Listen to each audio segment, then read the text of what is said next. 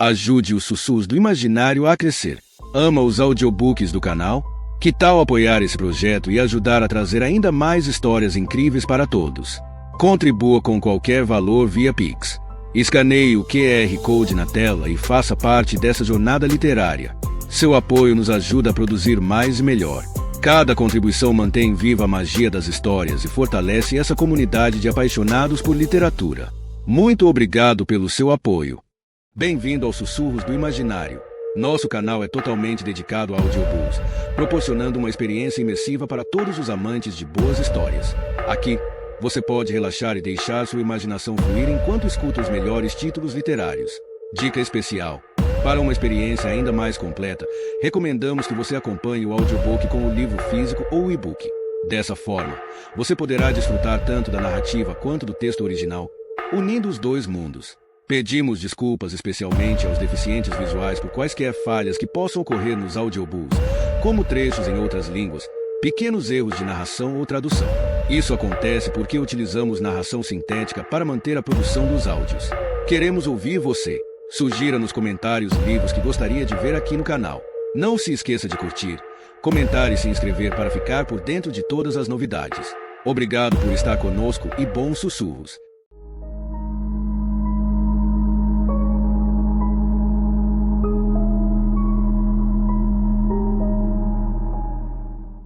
Capítulo 13. O Redentor Stap Roy, o farejador da equipe de busca sul, chegou montado em seu cavalo a Memphis, após deixar seus 100 homens e cães em uma cidade a 50 quilômetros de distância, com a mente mais inquieta do que nunca. Essa inquietação não era nada desprezível, uma vez que Stap tinha passado por experiências infernais e causado um bom número delas também.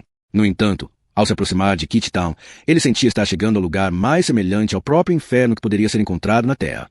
Quando se acercou da entrada iluminada com luzes vulgares daquele subúrbio apavorante de Memphis, ele se deteve, desmontou do cavalo e o conduziu pela mão pelos poucos metros restantes. Embora fosse tarde, turistas e nativos ainda passavam aos borbotões pelos guardas, que ignoravam a maioria e revistavam alguns.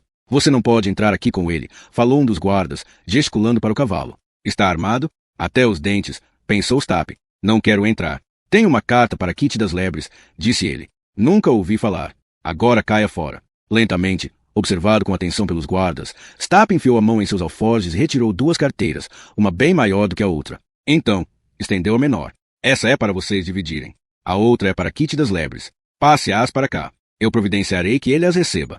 Os guardas, 5 deles, imensos escolhidos a dedo por sua falta de simpatia, começaram a se mover para cercar Stap. Volte amanhã. Ou, melhor ainda, depois de amanhã. Ficarei com o dinheiro até lá. Não. É melhor não, disse o guarda. Ele ficará mais seguro com a gente. Ele veio para cima de Stap o mais rápido possível para um homem de quase 130 quilos, estendendo a mão para pegar o dinheiro. Stap parecia ter desistido, seus ombros encurvados em sinal de completa derrota. Então, quando o guarda empurrou seu peito, o Redentor simplesmente enlaçou as mãos dele com as suas e as puxou para baixo. Ouviu-se um estalo não muito alto e um grito de agonia enquanto o homem caía de joelhos. Os outros, surpreendidos pela maneira repentina como tudo aconteceu, dispararam para frente. Porém, assim que começaram a se mover, viram que Stap estava segurando a ponta de uma espada curta contra o pescoço do guarda. O grito deste para que eles recuassem foi praticamente desnecessário.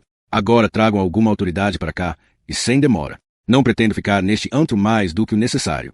20 minutos depois, Stap estava sentado em uma antessala e, embora aquele fosse um dos ambientes mais agradáveis em que já havia entrado, com seus lambris de madeira de cedro e sândalo, o lugar transpirava uma simplicidade requintada, com um cheiro tão sutil e relaxante que ele cogitou cortar um pedaço do revestimento para levá-lo consigo. Ele continuava apreensivo, não por causa da luta nos portões de Kit Town, mas pelo que havia visto depois que lhe permitiram entrar. O homem que supervisionara os massacres de Odessa e da floresta da Polônia, célebres mesmo entre o hall de crueldade se caracterizava as guerras nos vales ocidentais, ficou abalado por conta das coisas que testemunhara nos últimos minutos. Uma porta se abriu na extremidade oposta da antessala e um velho deu um passo à frente, anunciando polidamente: Kit das Lebres irá recebê-lo agora. No instante em que a porta se abriu, um aroma curioso flutuou na sua direção.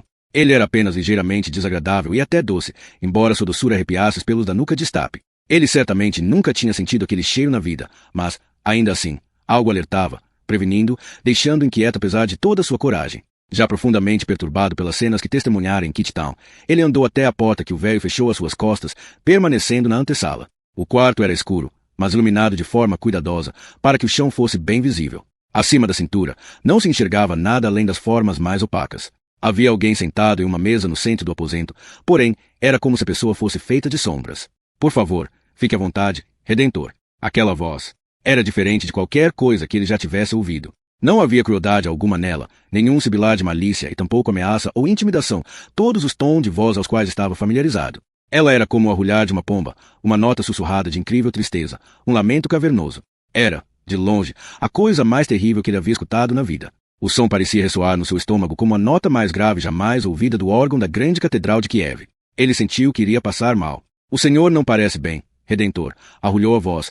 Gostaria de um pouco d'água? Não. Obrigado. A voz de Kit das Lebres suspirou, como se ele estivesse preocupadíssimo. Para Stape, era como ser beijado por algo inimaginavelmente sórdido. Aos negócios, então. O Redentor precisou de toda a sua força de vontade para responder. Força de vontade esta confirmada várias vezes ao queimar apóstatas e massacrar indiscriminadamente os inocentes. Respirar fundo não adiantou nada. Havia apenas mais aquele cheiro adocicado horroroso à sua volta. É verdade, disse Kit das Lebres, que os 4 jovens que o senhor está procurando estão presos em Mênfis. O senhor pode chegar até eles? Ah, Redentor, ninguém é inalcançável. O senhor os quer vivos? O senhor pode fazer isso? O padre Stape estava a um passo de desmaiar. Prefiro não fazê-lo, Redentor.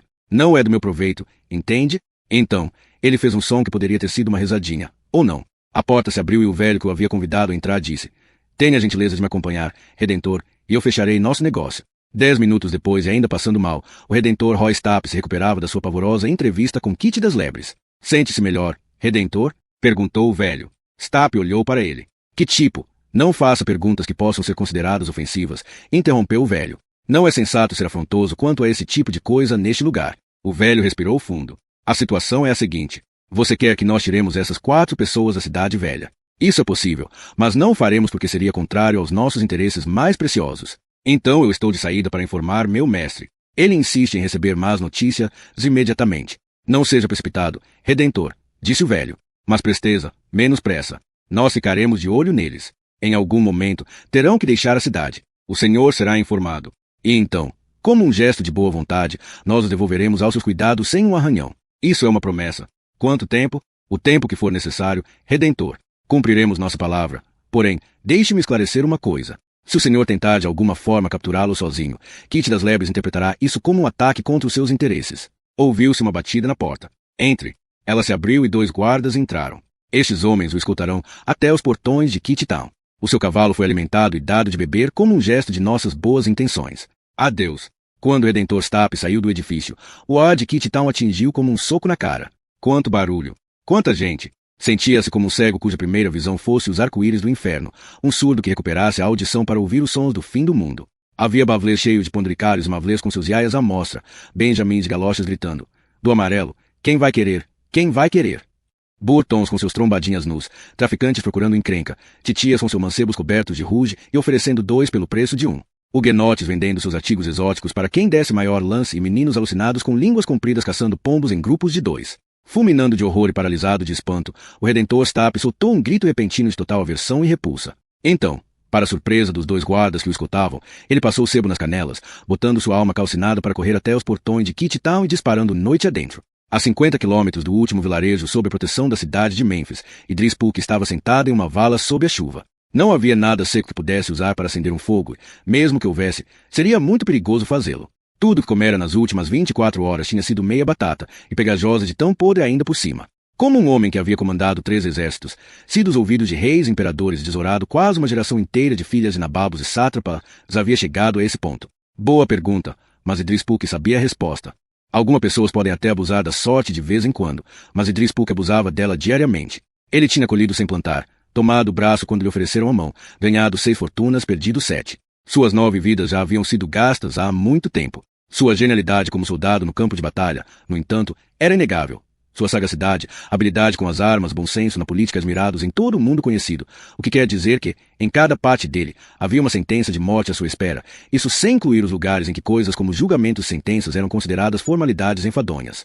Em suma, Idris Puk não podia fugir para nenhum país sem correr o risco de ser cozido em água fervente, estripado, queimado vivo ou enforcado, não raro, as 4 coisas diversas vezes seguidas. O maior mercenário que o mundo já havia visto estava reduzido a se esconder de um dentre as dezenas de caçadores de recompensa, soldados no seu encalço em uma vala, molhado, cansado e sofrendo uma indigestão terrível depois sua última refeição bolorenta. 2 vezes no último mês ele tinha sido capturado e conseguirá escapar quase imediatamente. No entanto, o verdadeiro problema era que não havia para onde escapar. Tudo o que Drispuk precisava fazer era fechar os olhos para ouvir os erros do passado voltando para assombrá-lo. De repente, ouviu-se um estalo. Antes se pudesse pensar, Drispuk estava de joelhos catando cavaco pela vala o mais rápido possível. Tochas. Luzes. Ele nos viu. Tochas se acenderam por todo o lado, iluminando o breu do campo. Porém, o que os ajudava serviu de ajuda também a Drispuk, que pôde ver um bosque a 50 metros de distância. Ele continuou correndo aos trancos e barrancos, tão rápido quanto um cachorro, mas escorregando e derrapando na lama. Ali, ele tinha sido avistado. Enquanto corria, conseguia ver a luz das tochas se juntarem na sua direção. Aconteceria a qualquer momento, a flecha ou a espada e a morte lenta. Ofegante e assustado, ele continuava correndo. Ainda estava livre e em movimento. Precisava chegar até as árvores. Subiu a encosta aos escorregões. Logo que passou pela sua beirada, o barulho de um golpe. Ele ficou parado por um instante. O mundo tinha sido congelado em uma explosão de luz e dor. Então, um segundo golpe e ele estava caindo para trás. Antes mesmo de atingir o fundo da vala, levando outra pancada terrível na cabeça, ele já estava inconsciente. Quando despertou, um gorila imenso e peludo segurava firme seus 2 pés com uma das mãos e jogava sua cabeça despreocupadamente contra um muro de tijolos, como uma dona de casa batendo um tapete entediada. Então, o gorila parou, erguendo até os dois ficarem cara a cara e fitando dentro dos olhos. Drispuk sabia que era um gorila porque tinha visto um em um circo em Arnhelan. Este era muito maior, seu hálito quente e úmido, cheirando a carne podre de um mês atrás, enquanto filetes grossos de ranho verde escorriam do seu nariz. Então você ainda está vivo, disse o gorila. Só então, e com certo alívio, Drispuk percebeu que ainda estava inconsciente e sonhando. Em seguida, o gorila voltou a esmurrar preguiçosamente sua cabeça contra o muro de tijolos. Quando forçou seus olhos a se abrirem, a cena ao seu redor se dissolveu, tornando-se uma carroça de fazendeiro a qual ele estava amarrado pelas mãos e pelos pés. Sua cabeça batia contra a lateral de madeira a cada solavanco, enquanto a carroça seguia pelo terreno sulcado. Ele respirou fundo para manter a consciência e afastou sua cabeça para o meio da carroça. Era verdade, pensou ele. É bom parar de bater com a cabeça contra a parede. Em seguida, a dor voltou guinchando e Drispuk parou de sentir grato. Ele gemeu. Então você está acordado, hein? Era um soldado, e não um caçador de recompensas, o que pelo menos indicava que ele tinha caído nas mãos de pessoas que talvez quisessem cumprir algumas formalidades antes de infligir qualquer castigo desagradável. Isso significava uma chance de escapar. O soldado lhe deu um golpe rápido na barriga com o cabo da sua lança curta. Eu lhe fiz uma pergunta civilizada e quero uma resposta civilizada. Sim, estou acordado, grunhiu Drispuk. Para onde está me levando? Feche a matraca. Eles me disseram para não falar contigo, sob hipótese alguma, mas não entendo por quê. Você não me parece grande coisa. E, depois de lhe dar outro golpe na barriga com o cabo da lança, o soldado se recostou e não voltou a falar mais.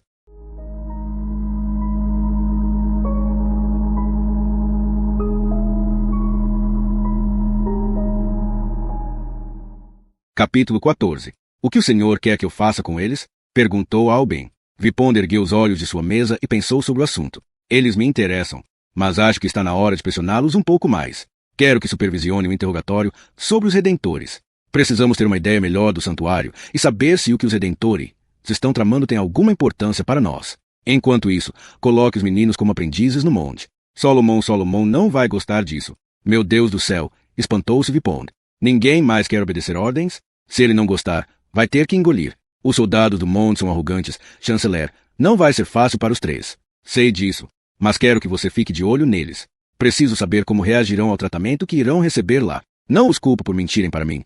Eu faria o mesmo no lugar deles, mas quero desvendar esse mistério. E foi assim que, 2 dias depois, Kali, Clays e Henry Embrumador se viram no pátio do Campo da Excelência, juntamente com outros 47 aprendizes, observando o mesmo número de jovens aristocratas do clã Materazzi se aquecer diante de Solomon, mestre das artes marciais do monte. Ele era um homem grande, com a cabeça raspada e olhos tão frios quanto o vento que vem do leste em um dia gélido de janeiro. Naquele dia, o céu estava azul e o vento, quente. Os novos aprendizes ficaram parados ali, admirando os rapazes de 14 e 15 anos, que alongavam e relaxavam os músculos no campo de treinamento. No geral, a aparência deles era uniforme. Altos, espantosamente flexíveis, loiros e esbeltos. Confiança e segurança cintilavam no ar à sua volta, à medida que eles estiravam seus braços e pernas longos em contorções inacreditáveis, ou faziam flexões com apenas uma das mãos como se alguma espécie de motor mágico impulsionasse seus braços flexíveis.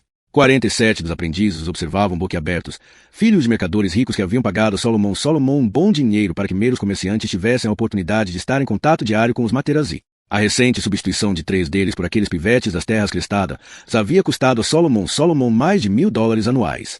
Era por isso que seu coração gélido estava muito mais frio que o normal. Cada aprendiz portava um brasão diferente, embora Kali não fizesse ideia do que os brasões significassem. Notou, ao observar os Materazzi que se aqueciam mais adiante, que todos traziam um distintivo no peito, sendo que alguns eram iguais aos brasões que adornavam as costas de determinados aprendizes. Kali demorou um pouco para encontrar o dono do distintivo que combinava com seu próprio brasão. Ele era como os outros, porém muito melhor, mais alto, mais loiro, mais gracioso, mais forte. Movia-se a uma velocidade extraordinária enquanto brigava de mentira com vários oponentes, contendo seus golpes, mas ainda assim deixando todos na lona sempre que queria. Kali dedicou alguns segundos a olhar para trás e examinar a vasta coleção de armas reservadas para cada aprendiz do monte. Meia dúzia de espadas diferentes, lanças curtas, médias e longas, e machados, além de diversos outros tipos de armas que ele nunca tinha visto na vida. Você, fique onde está.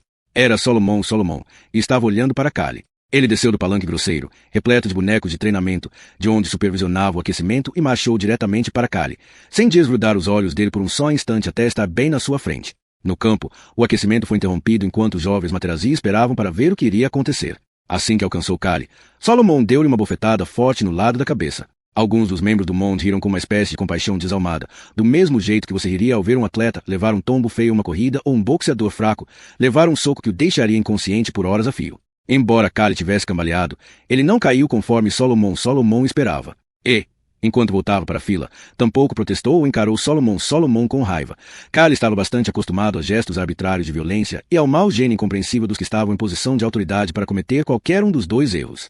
Você sabe o que fez? Não, senhor, respondeu Kali. Não, senhor? E ainda tem a audácia de me dizer que não sabe? Isso foi dito com toda a fúria contida de um sovina que havia perdido $1000 anuais sem nenhuma explicação razoável. Ele bateu novamente em Kali. Ao receber o terceiro golpe, Kali compreendeu seu erro. No santuário, cair depois de apanhar faria apenas você apanhar de novo. Ali, estava claro que era o contrário. Então, ele caiu no chão, conforme rezava o figurino. Da próxima vez, gritou Solomon. Olhe apenas para frente, observe seu mestre e não desgrude os olhos dele. Entendido? Sim, senhor. Com essas palavras, Solomon se virou, marchando de volta para o seu pódio. Kali se levantou devagar, sua cabeça tilintando. Todos os demais aprendizes olhavam aterrorizados para a frente, com exceção de Henry Embromador e Clays, que faziam por saber que era preciso. Uma pessoa, no entanto, o encarava, o mais alto e gracioso dos Materazzi, dono do brasão ao qual Kali estava submetido. Os rapazes ao seu redor estavam rindo, mas o Materazzi loiro, não. Ele estava quase vermelho vivo de raiva. Nem mesmo a surra que tinha dado em Kali melhorou o humor de Solomon. Perder tanto dinheiro havia sido um golpe duro contra o seu coração. Dirijam-se aos seus aprendizes. Espadas curtas. Os integrantes do monte seguiram em direção à fileira de aprendizes, se pararam diante dela. O Materazzi alto olhou para Kali e falou baixinho. Se você se exibir daquele jeito outra vez, eu vou fazer você desejar nunca ter nascido. Entendido? Sim, entendido, respondeu Kali. Meu nome é Kon Materazzi. A partir de agora, você vai me chamar de mestre. Sim, mestre, entendido. Me dê a espada curta. Kali virou para trás. Havia 3 espadas penduradas em uma barra de madeira com lâminas do mesmo comprimento, mas de formatos diferentes, de retas e curvadas. Para Kali, uma espada era uma espada. Ele escolheu uma. Não, aquela.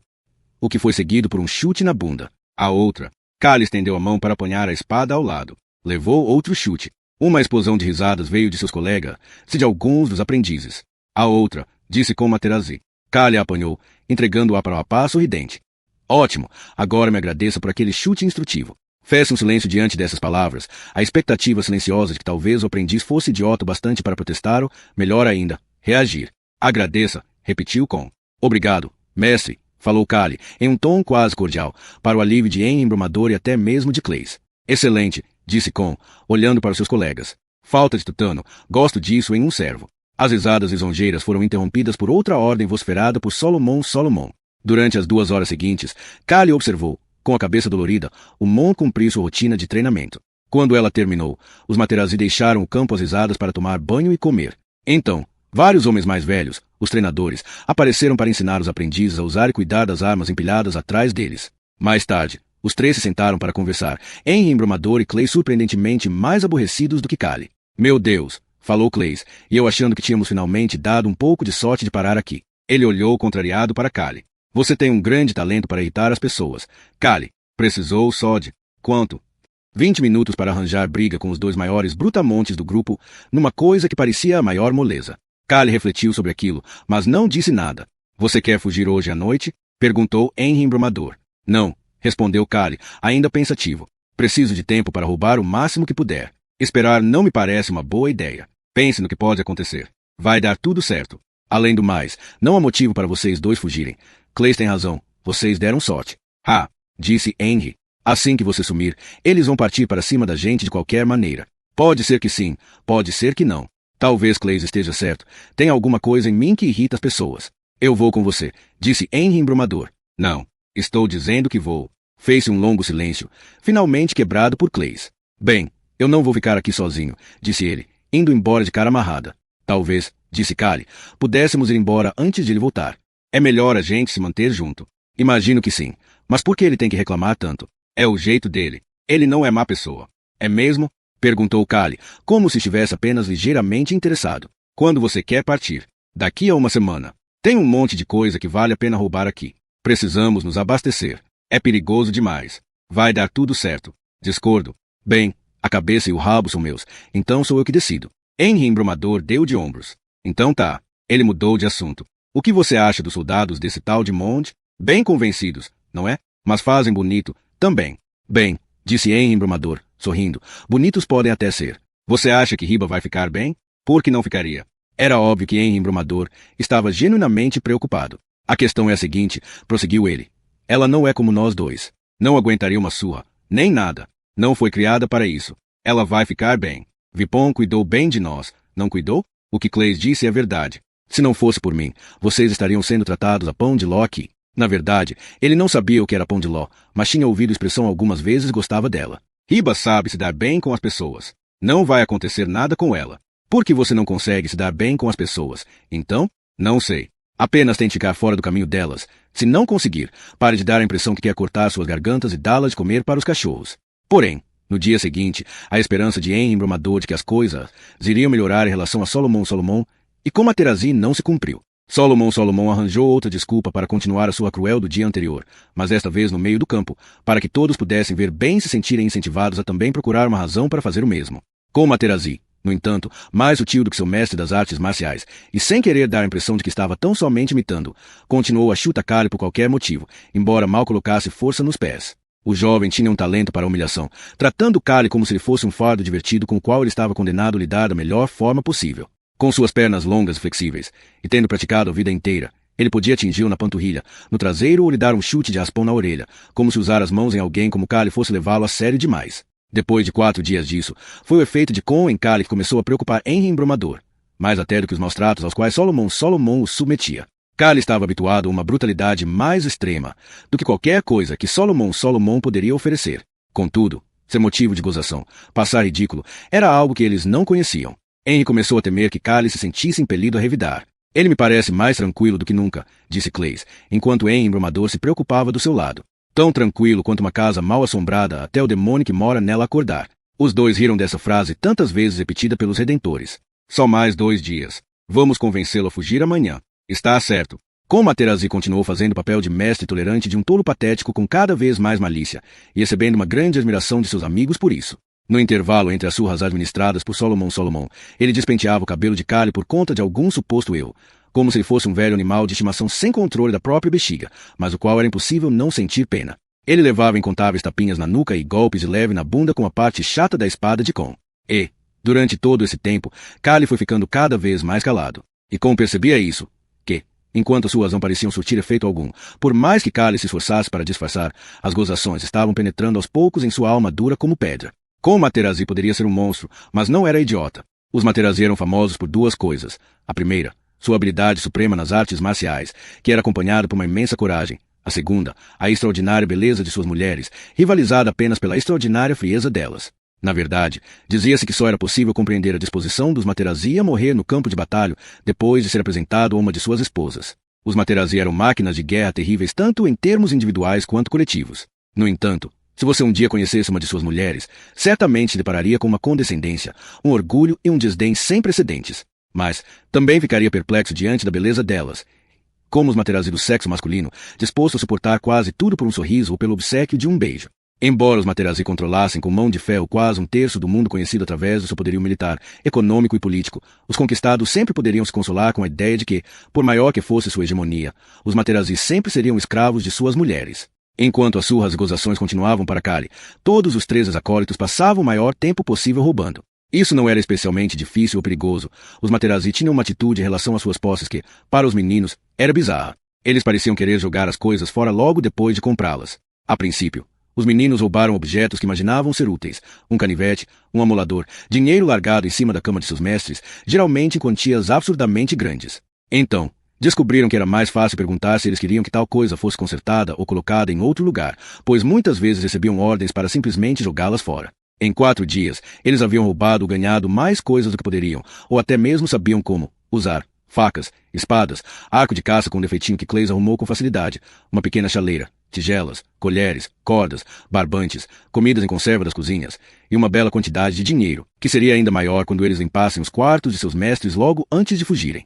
Todas essas coisas eram escondidas com cuidado em uma série de fendas e rachaduras, porém, a chance de serem descobertas era mínima, pois ninguém dava falta delas. A noção de que você poderia viver a vida que pediu a Deus naquele lugar só com as coisas que os outros não queriam mais deixou Clay, zen e embromador, morrendo de tristeza por terem que partir. Contudo, Henry via que, a cada provocação debochada de Comaterazi, a cada gozação humilhante, Cale ficava mais e mais calado. Ele torcia a orelha de Cale e puxava seu nariz como se ele fosse um garotinho travesso. Na tarde do 5º dia, Cale estava procurando algo útil para roubar em uma parte da fortaleza na qual, como aprendiz, estava proibido de entrar. Proibido em Mênfis não significava o mesmo que proibido no santuário. Lá, uma infração poderia significar, digamos, 40 chibatadas com um cinto de couro com taxinhas de metal que poderiam, facilmente, fazê-lo sangrar até a morte. Em Mênfis, significava fazer algo que você não devia sob pena de sofrer uma punição ligeiramente desagradável, ou algo do qual você poderia se safar na base da conversa sem o menor problema. Neste caso, se fosse pego, Cale poderia se desculpar dizendo que estava perdido. Ele estava passando pela parte mais velha da grande fortaleza, que era, na verdade, a parte mais velha de Mênfis.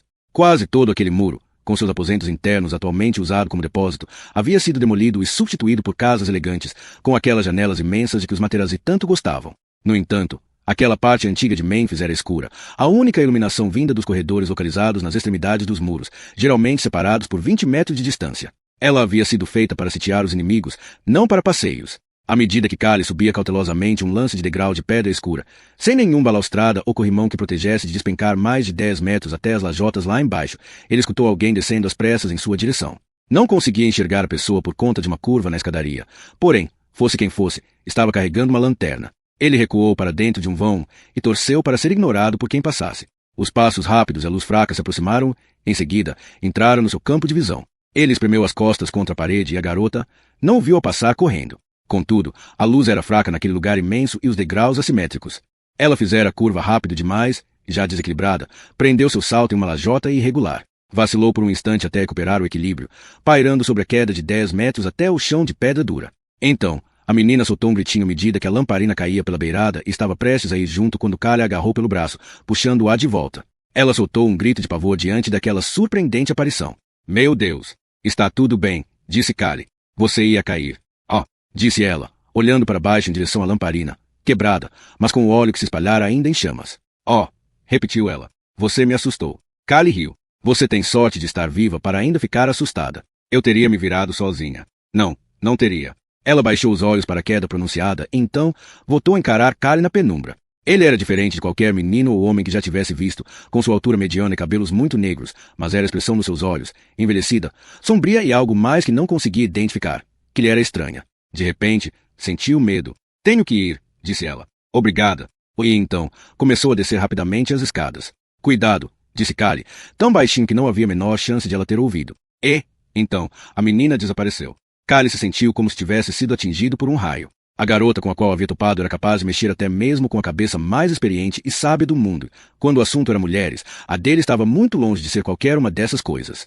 Ela era Arbel Materazi, filho do Marechal Materazi, Doge de Mênfis. No entanto, ninguém, com exceção de seu pai, chamava Arbel pelo sobrenome. Para todos os demais, ela era sempre Arbel Pescoço de Cisne, considerada pela unanimidade a mulher mais bonita de Mênfis, provavelmente de todo o seu vasto império. Como descrever sua beleza? Pense em uma mulher com corpo de cisne. Como esta história teria sido diferente se Cale não a tivesse encontrado dentro da grande muralha naquela tarde, ou se tivesse faltado destreza naquele lugar escuro e escorregadio para puxá-la de volta, ao que ela teria, sem dúvida, quebrado seu pescoço maravilhosamente longo e elegante nas lajotas lá embaixo.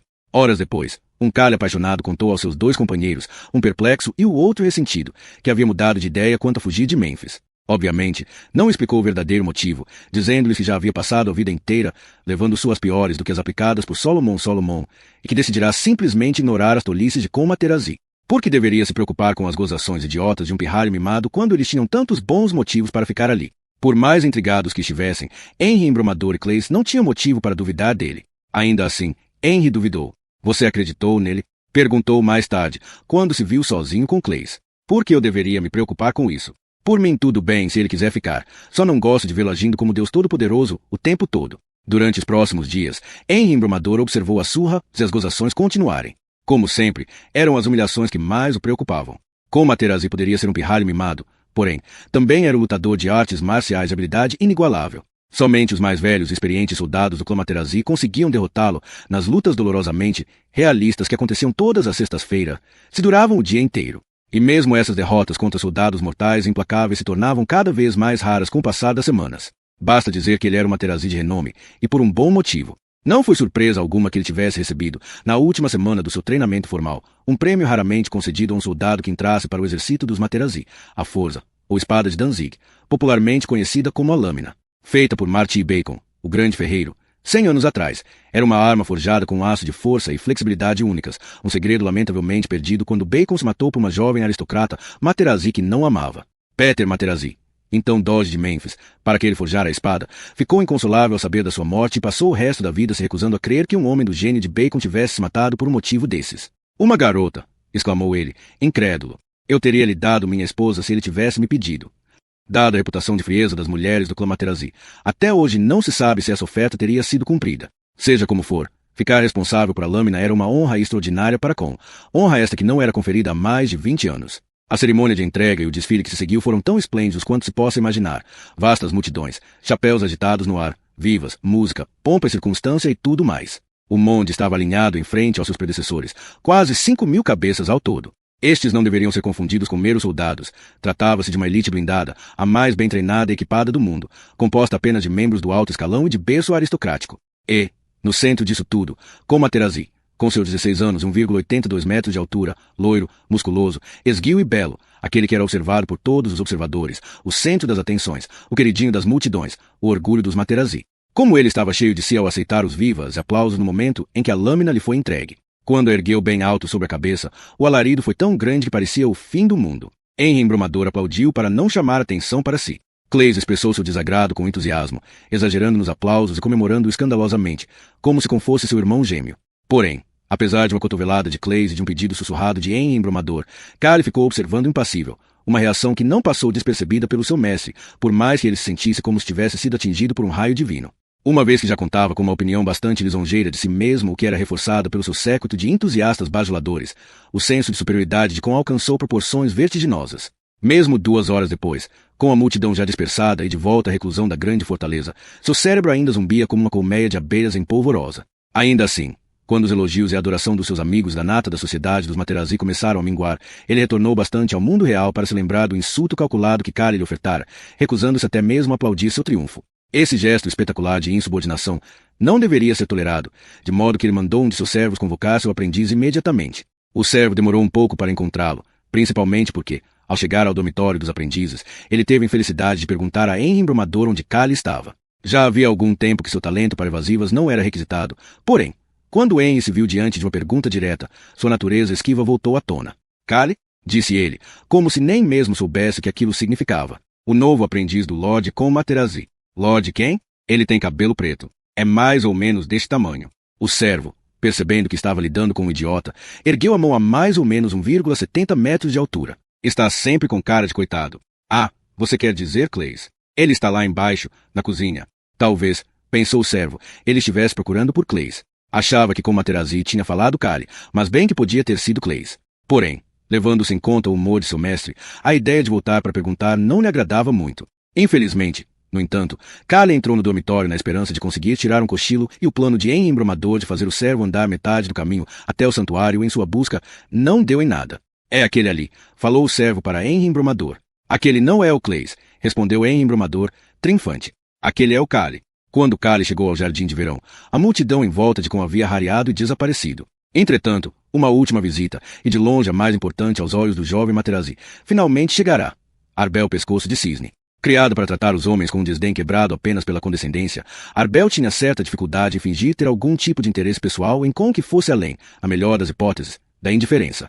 Na verdade, ela não era mais indiferente à sua beleza e sucesso do que a maioria das outras jovens seria, por mais bela e parecida com o cisne que fosse. Se o contemplado tivesse sido qualquer outro que não Com, ela teria instintivamente aparecido na metade da cerimônia, e dado parabéns sem o menor entusiasmo e desaparecido. No entanto, não lhe era tão fácil quanto de costume permanecer indiferente. Nem mesmo o exemplar mais frio da elite feminina dos Materazzi conseguiria se manter impassível diante do belo e jovem guerreiro, do clamor das multidões, do poder glorioso e raro da cerimônia. Arbel Pescoço de Cisne era, na verdade, consideravelmente menos desdenhosa do que parecia e, para sua enorme confusão, chegou a tremer no momento em que ergueu a lâmina para o público, que ungiu sua aprovação para aquele jovem magnífico.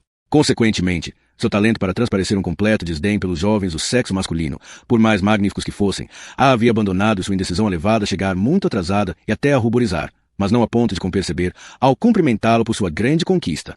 Com reservava certo grau de deferência apenas para duas pessoas, seu tio e a filha dele. Ele reverenciava Arbel tanto por sua beleza estonteante, quanto por seu aparente desprezo total por ele. Apesar de aquele ser um dia em que sua já presunçosa juventude havia sido dotada de ainda mais poder e majestade, Com ainda foi tomado pela confusão ao vê-la chegar, e só teria notado seu desconforto se ela tivesse se atirado nos seus braços e coberto de beijos. Ele escutou suas felicitações em um estalo de constrangimento tão grande que mal conseguia compreender o que ela dizia, quanto mais perceber seu tom de voz inseguro. Foi somente depois de ambos trocarem mesuras e Arbel Pescoço se Cisne já ter se virado para ir embora que Kali chegou. Normalmente, Arbel não daria mais atenção a um aprendiz do que a uma mariposa comum.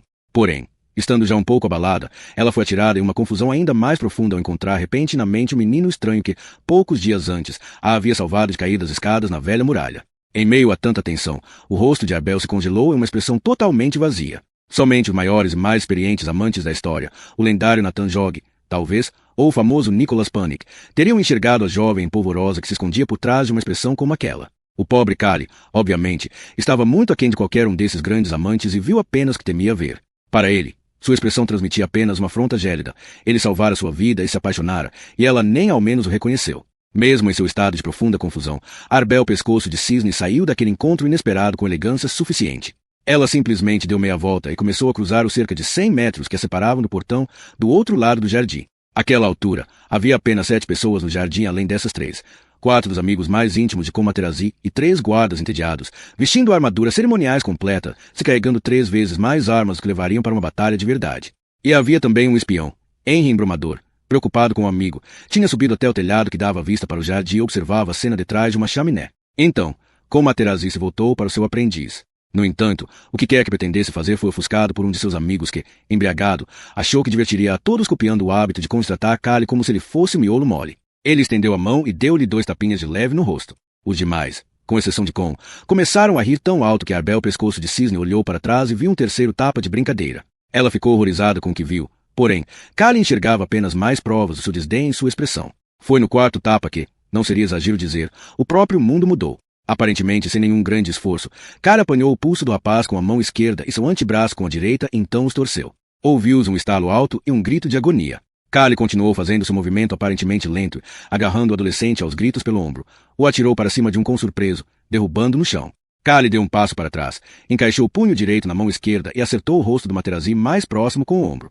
Antes mesmo de cair no chão, o rapaz já estava inconsciente. Então, os 2 que estavam se recuperaram do espanto e sacaram suas adagas cerimoniais, antes de darem um passo para trás, assumindo posição de combate. Não só pareciam formidáveis, como eram. Kali continuou se movendo na direção deles, porém, se agachou no caminho, apanhando um punhado de cal e cascalho, que atirou na cara dos 2 oponentes. Eles rodopiaram para trás em agonia, enquanto Kali encaixava um soco brutal no rim do mais próximo e outro no externo do segundo. Em seguida, apanhou as 2 adagas e se virou para encarar Com, que já havia se desembaraçado do amigo ainda aos berros. Tudo isso não levou mais que 4 segundos. Então, um longo silêncio recaiu enquanto Com e Kali se encaravam. Com Materazzi trazia uma expressão contida, porém furiosa, no rosto. O de Kali estava totalmente inexpressivo. Àquela altura, os 3 soldados tinham vindo correndo do claustro onde estavam tentando se refrescar em suas armaduras completas. Deixe-nos cuidar dele, senhor, disse o chefe dos guardas. Fiquem onde estão, falou Materazzi com calma. Se derem um passo para apanhá-lo, juro por Deus se passarão o resto da vida limpando bosta de cavalo. Vocês são obrigados a me obedecer. Isso era bem verdade. O chefe dos guardas recuou, mas fez sinal para os outros buscarem reforços. Espero, pensou ele, que esse babaca convencido leve uma bela surra. No entanto, sabia que isso não ia acontecer. Com Materazzi era um soldado de habilidade inigualável, já um mestre aos 16 anos de idade. Ele poderia ser um babaca, mas, quanto a isso, tinha-se que dar o braço a torcer. Com desembainhou a lâmina. Com exceção da cerimônia daquele dia específico, a espada era valiosa demais para não permanecer à mostra na segurança do grande salão. Certamente era valiosa demais para ser usada em uma luta. Porém, Con sabia poder argumentar que não teve escolha, de modo que, pela primeira vez em 40 anos, a lâmina foi desembainhada com a intenção de matar alguém. Pare! Exclamou Arbel Pescoço de Cisne. Con a ignorou. Em um assunto como aquele, nem mesmo ela teria voz. Kali não deu sinal de sequer ter ouvido. No alto do telhado, Henry Embrumador sabia não haver nada que pudesse fazer. Então começou. Con brandiu a lâmina para frente a uma velocidade enorme, desferindo outro golpe. Logo em seguida, um terceiro à medida que Kali recuava lentamente, bloqueando cada investida com as duas adagas ornamentais que logo estavam dentadas como um serrote velho. Con se movia, desviava e bloqueava com grande rapidez e elegância, ao mesmo tempo espadachim e dançarino. Kali continuava recuando, bloqueando por pouco cada golpe, à medida que Con estocava e investia contra sua cabeça, coração, pernas, qualquer outra brecha que encontrasse.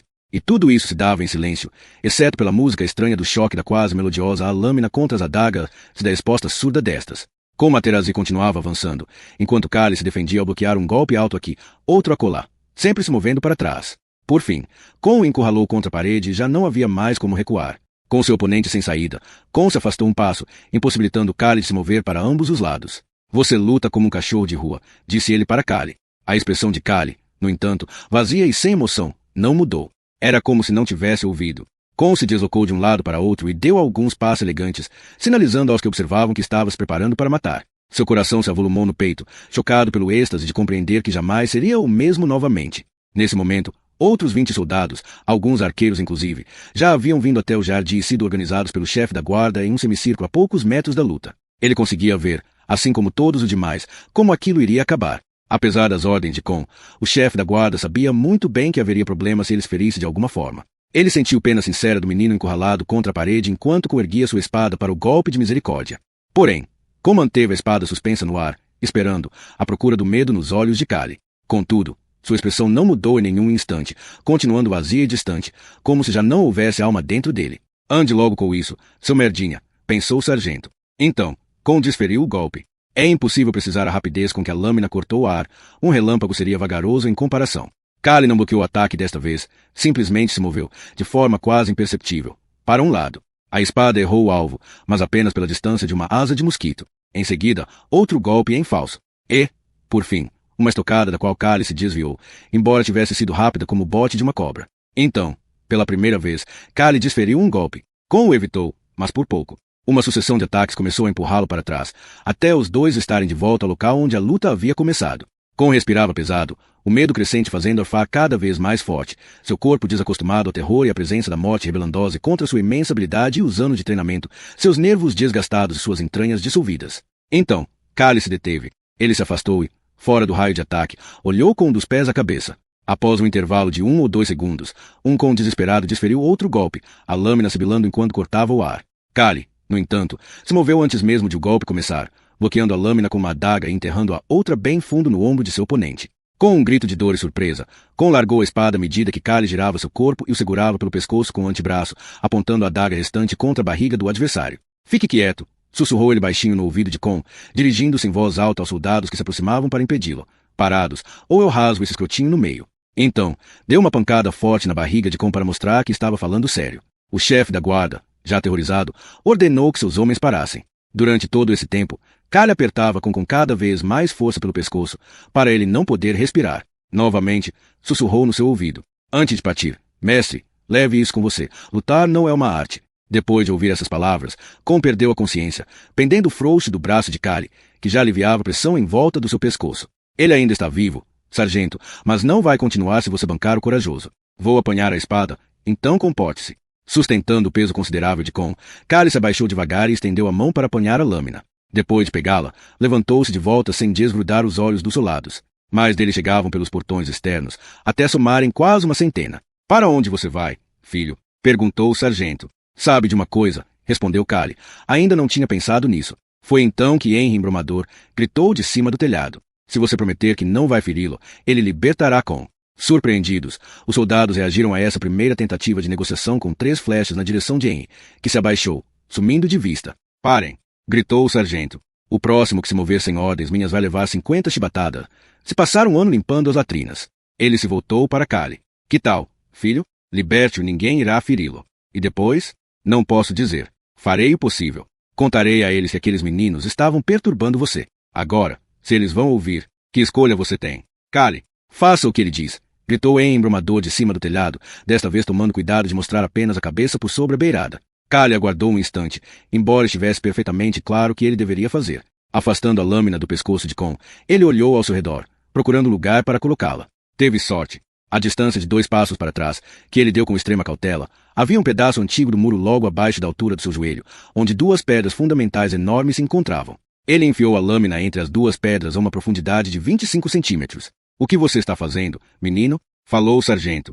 Em seguida, Cale largou com Materazzi inconsciente no chão, voltou-se para a espada e a empurrou com toda sua força para o lado, forçando-a contra as pedras grandes. A lâmina, talvez a maior espada em toda a história do mundo, entortou-se e partiu com o som de um sino tocando. Blém. Os soldados arquejaram de espanto como se fosse uma só pessoa. Cale olhou para o sargento, largando calmamente metade quebrada de lâmina que ainda estava em suas mãos. O sargento andou em sua direção, apanhando uma algema de um dos soldados ao seu lado. Vire-se, menino. Cale obedeceu. Enquanto o algemava, o sargento falou baixinho no ouvido de Cale. Essa foi a última idiotice que você fez na vida, filho. Um dos médicos da guarda, haviam entre cada 60 homens do exército dos Materazzi, estava examinando Con, que jazia inconsciente. Ele assentiu para o sargento e foi examinar os demais. Ao mesmo tempo, Arbel Pescoço de Cisne invadia o círculo que rodeava Cale e se ajoelhava ao lado de Con, tomando seu pulso. Satisfeita, ela se levantou para encarar Cale, que já se encontrava preso entre 2 soldados. Ele devolveu o olhar, inexpressivo e calmo. Imagino que você não vá me esquecer uma segunda vez, disse ele. E, com essas palavras, foi arrastado dali pelos soldados. Foi então que a sorte de Cale mudou. Henry Embromador não estava sozinho no telhado. Tão curioso quanto ele, embora menos preocupado com o que podia acontecer com Cale, Clays o seguirá. Logo no começo da briga, Henry lhe dissera para tentar trazer Albin para lá. Clays o encontrou no único lugar em que sabia onde procurá-lo. Num piscar de olhos, Albin já estava fora de seu gabinete e chamando seus homens para acompanhá-lo. E, assim, ele chegou no instante em que os 4 soldados arrastavam Cale do jardim em direção à cadeira cidade, um lugar onde ele teria sorte se sobrevivesse até o dia seguinte. Nós cuidaremos disso a partir daqui, disse Albin, acompanhado de 10 dos seus homens, uniformizados com seus coletes pretos e chapéus de feltro da mesma cor. O sargento nos disse para levá-lo para a cadeia. Falou o soldado mais veterano de todos. Eu sou o capitão Albin, da Divisão de Assuntos Internos, e responsável pela segurança da cidadela, de modo que é melhor entregá-lo para mim. Ou então, a presença imponente de Albin, assim como os 10 oficiais com cara de poucos amigos que o acompanhavam, conhecidos pelo apelido nada carinhoso de bulldogs, acovardaram os soldados, cuja entrada raramente era permitida na cidadela e que ficavam imediatamente desconfortáveis quando contestados em um ambiente tão estranho. Ainda assim, o soldado veterano fez uma segunda tentativa. Preciso perguntar ao sargento. Pergunte a quem quiser, mas ele é nosso prisioneiro e está vindo conosco agora mesmo.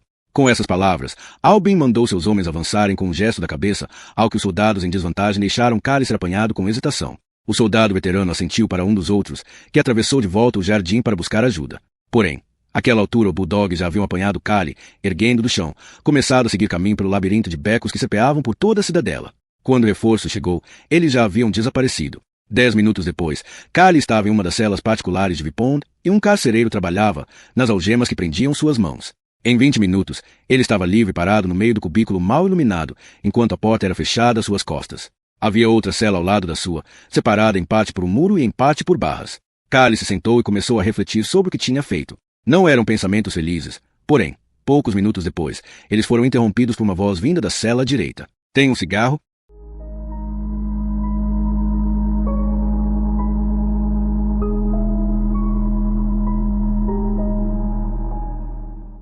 Capítulo 15. A gente só se encontra em circunstâncias desagradáveis, disse Drispuk.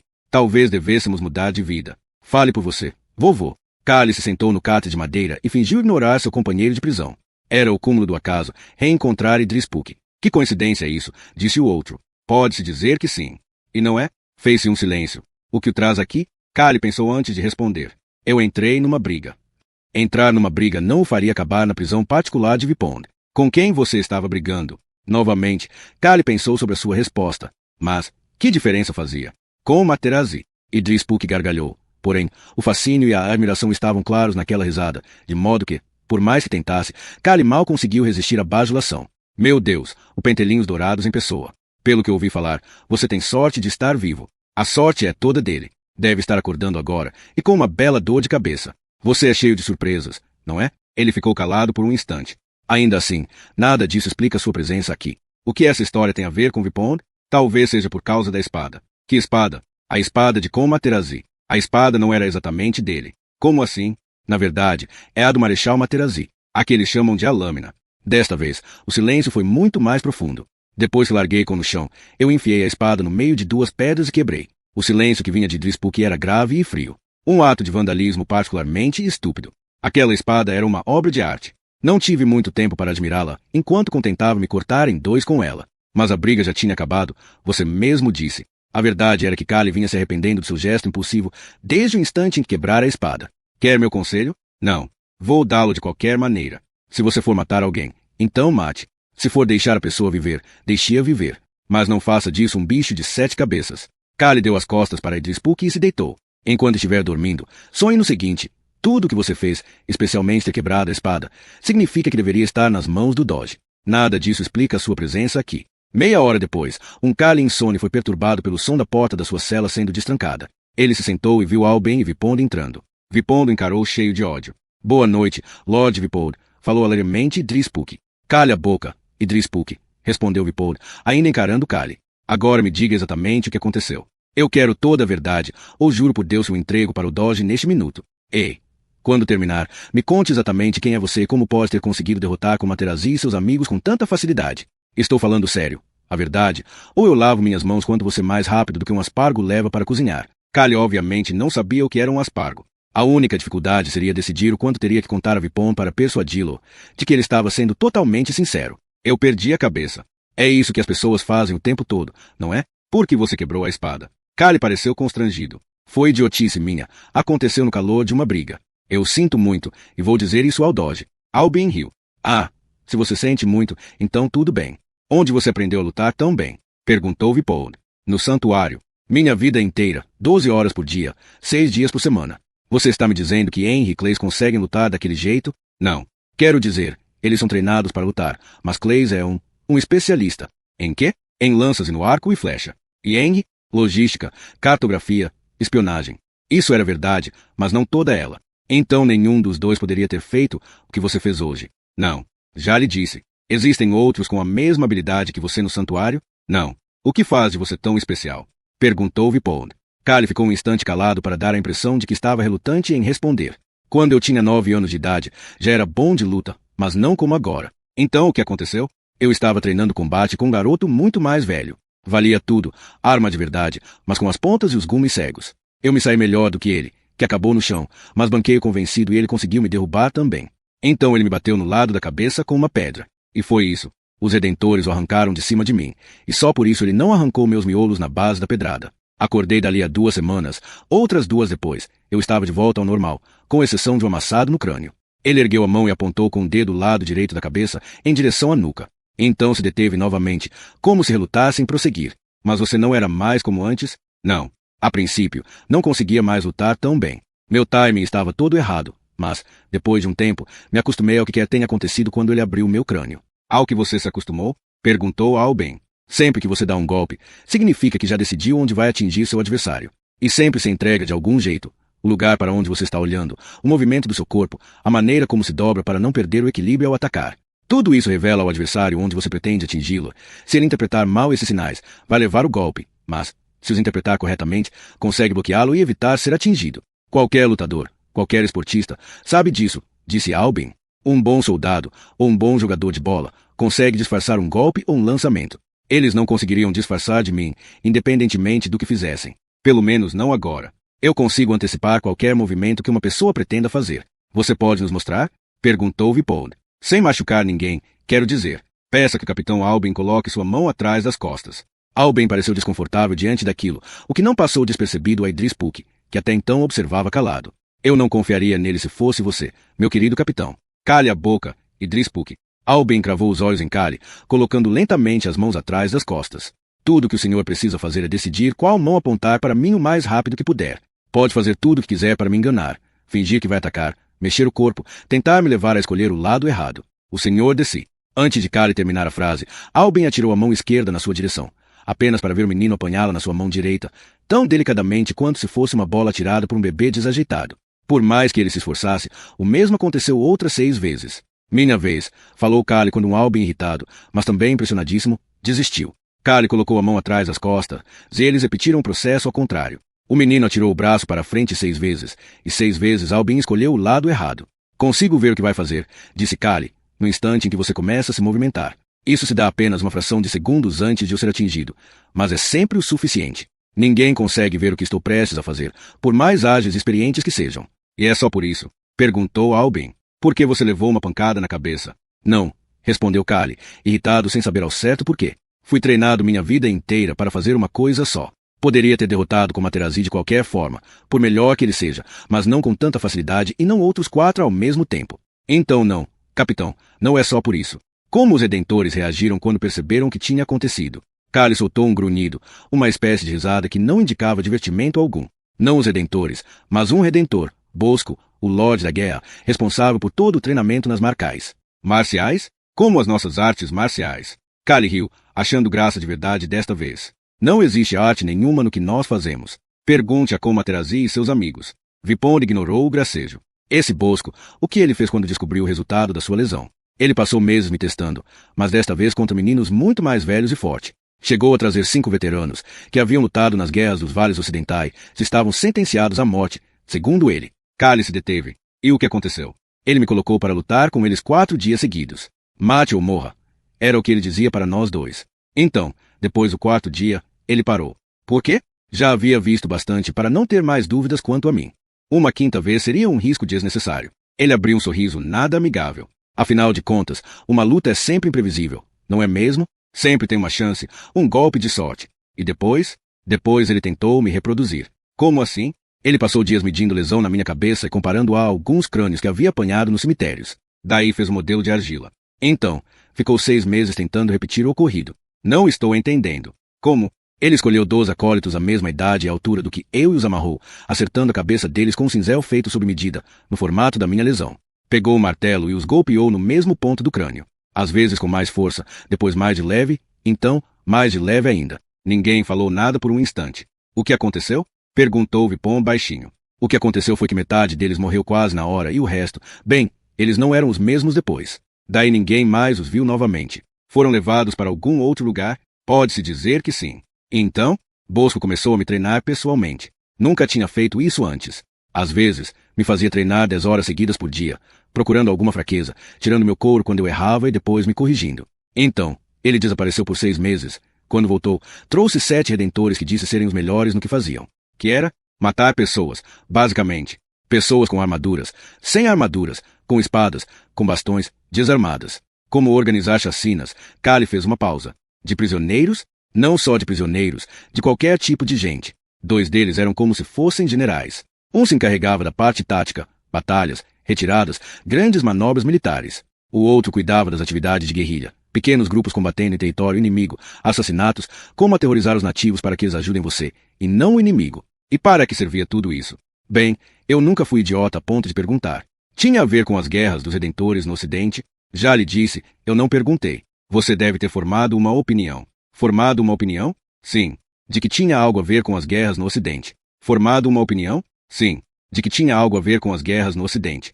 Vipond lançou um olhar demorado e firme para Kali, que o devolveu com insolência. Então, o chanceler pareceu se decidir quanto a algo. Ele se voltou para Albin.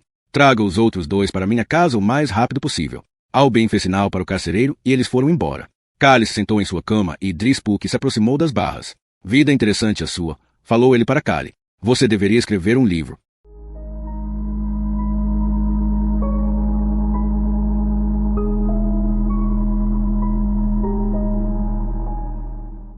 Capítulo 16.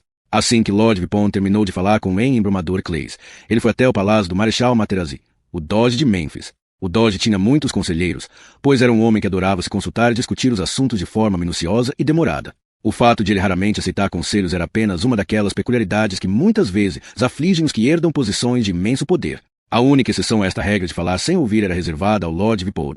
Ele próprio, extremamente poderoso graças à sua rede de espiões e informantes, é um talento quase incontestável para estar certo. Conforme dizia a rima popular, o chanceler Vipond não está plantando nem colhendo e o que ele não sabe não vale a pena ficar sabendo. Não é nenhuma grande rima, mas também não deixa de estar correta. O Marechal Materazzi era um homem consideravelmente implacável, que chegou ao reinado do maior império que o mundo já conheceu. Manter o controle incontestável sobre ele durante 20 anos exigiu grande habilidade militar, talento para a política e uma inteligência notável.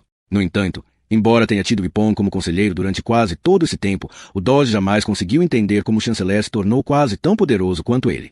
Um dia, após cerca de 3 anos de reinado, ele se deu conta, para o seu horror, de que Vipon se tornará indispensável. A princípio, isso deixou profundamente hostil ao chanceler. Aquela era uma situação intolerável, que o deixava exposto a um assassinato, ou, pior ainda, ao risco de se tornar uma espécie de marionete. Contudo, Vipon deixará claro ao marechal que sempre seria seu servo fiel, desde que ele não interferisse no seu papel de chanceler e parasse de ser um pé no saco. Desde então, a relação entre os dois tem sido não exatamente tensa, mas, como dizem os camponeses dos arredores de Mênfis, mais azeda. Conduzido à presença do Materazzi, Vipond assentiu com a cabeça e foi convidado a sentar. Como vai, Vipond? Muito bem, meu amo. E o senhor? Ah, bem. Fez-se um silêncio desconfortável. Ou melhor, desconfortável para o marechal, pois Vipond simplesmente continuou sentado com um sorriso benevolente nos lábios. Fui informado que você se reuniu com os embaixadores da Noruega hoje, falou o marechal. Exatamente. Os noruegueses, uma das raças da fronteira conquistadas pelos Materazzi mais de 15 anos atrás, haviam aproveitado com gosto as vantagens oferecidas pela ocupação. Estradas, palácios com aquecimento central e artigos de importação luxuosos, sem, no entanto, abandonar seu apetite voraz por batalhas. Já fazia 5 anos que Marechal, atualmente cansado de guerra, sentindo-se cada vez mais irritado pelos custos de manutenção do seu vasto império, havia decidido que ele não deveria mais se expandir. Os noruegueses, no entanto, apesar de sua comovente lealdade aos conquistadores, estavam constantemente criando problemas e tentando expandir seu próprio território para o norte sempre que possível, apesar das repetidas ordens para que não o fizessem. Desonestos até dizer chega, os noruegueses provocavam seus vizinhos. Geralmente, utilizavam todos os truques disponíveis para afirmar que haviam sido atacados e, portanto, não tinham outra escolha senão invadir os agressores para se protegerem. Conforme Vipond sabia muito bem, esses ataques eram realizados por soldados noruegueses disfarçados de tropas do país vizinho, já que gostavam mesmo era de uma boa pilhagem. O que eles tinham a dizer em defesa própria? Ah, respondeu Vipond, o de sempre, que eram vítimas pacíficas que estavam apenas se defendendo o império do qual são os mais fiéis súditos. E qual foi a sua resposta? Eu disse que não nasci ontem e que, se eles não mandassem suas tropas de volta para o quartel, nós consideraríamos a hipótese de lhes oferecer a independência. E como reagiram a isso? Os 6 enviados ficaram brancos de horror e prometeram que o exército se retiraria até o fim de semana. Materazzi observou Vipond atentamente. Talvez devêssemos lhes oferecer a independência de qualquer maneira, e a vários outros também. O custo de governar e policiar essas províncias é exorbitante. Mais do que recolhemos de impostos. Não estou certo? Basicamente. Mas então o senhor teria, ou que reduzir nosso exército e ter um bando de soldados de pavio curto, zanzando por aí à procura de confusão, ou mantê-lo às próprias custas. Materazzi resmungou. Entre a cruz e a espada. Temo que sim, meu amo. Porém, obviamente, se o senhor quiser que eu faça uma estimativa oficial, para onde você levou o menino que quebrou minha espada? Essas mudanças de assunto repentinas eram uma velha tática do marechal para abalar qualquer um que estivesse lhe causando aborrecimento. Sou responsável pela segurança dentro da cidade. Você é responsável por assuntos relacionados à sedição. Não é um policial. Isso não tem nada a ver com você. Ele quebrou minha espada, que é inestimável, e feriu gravemente meu sobrinho e os filhos de 4 membros da corte. Essas pessoas querem o sangue dele. Digo isto sem esperar nada em troca. Eu também. Vipond o encarou pensativo. Talvez seja possível consertar a lâmina. Você não sabe nada sobre o assunto. Não finja que sabe. De fato não sei, mas conheço um homem que sabe. O comissário Walter Gurney retornou de sua embaixada em Riben. Por que ele não se reportou a mim? Ele não está bem. Provavelmente não verá o próximo ano, eu diria. O que isso tem a ver com a minha espada? O relatório de Gurney continha uma longa sessão sobre a extraordinária habilidade dos ferreiros de Riben. Ele diz nunca ter visto um trabalho parecido. Tivemos uma breve conversa e ele me confidenciou que, se a lâmina pudesse ser consertada, talvez os forjadores de Riben sejam as pessoas certas para tanto. Ele fez uma pausa. Isso se daria, obviamente, sob minha garantia pessoal de que ela estaria segura e às minhas próprias custas. Por quê? Perguntou Materazzi. O que esse menino significa para você para valer todo esse trabalho e custo? Em sua irritação perfeitamente compreensível diante do que aconteceu a um bem valioso e dos ferimentos sofridos pelo seu sobrinho, o senhor, se me permite a franqueza, ignorou o fato de que um menino de 14 anos conseguiu dar uma sova em 5 dos mais promissores soldados dos Materazzi, entre eles, o que supostamente é o melhor de sua geração. Isso não o preocupa. Mais um motivo para nos livrarmos dele. O senhor não está interessado em como ele adquiriu esse talento extraordinário? Como, então? Esse jovem, que se chama Kali, foi treinado pelos Redentores no santuário. Eles nunca nos deram problema algum. Não no passado, porém, esse menino me contou que, nos últimos 7 anos, houve uma grande mudança no dia a dia e nos treinamentos no santuário. Eles estão treinando mais soldados com mais brutalidade. Você tem medo que eles nos ataquem? Seria muita tolice se fizessem isso. Em primeiro lugar, é meu dever ter medo desse tipo de coisa. Em segundo, quantos reis e imperadores pensaram o mesmo a respeito do Senhor 30 anos atrás? Materazzi suspirou, irritado e desconfortável.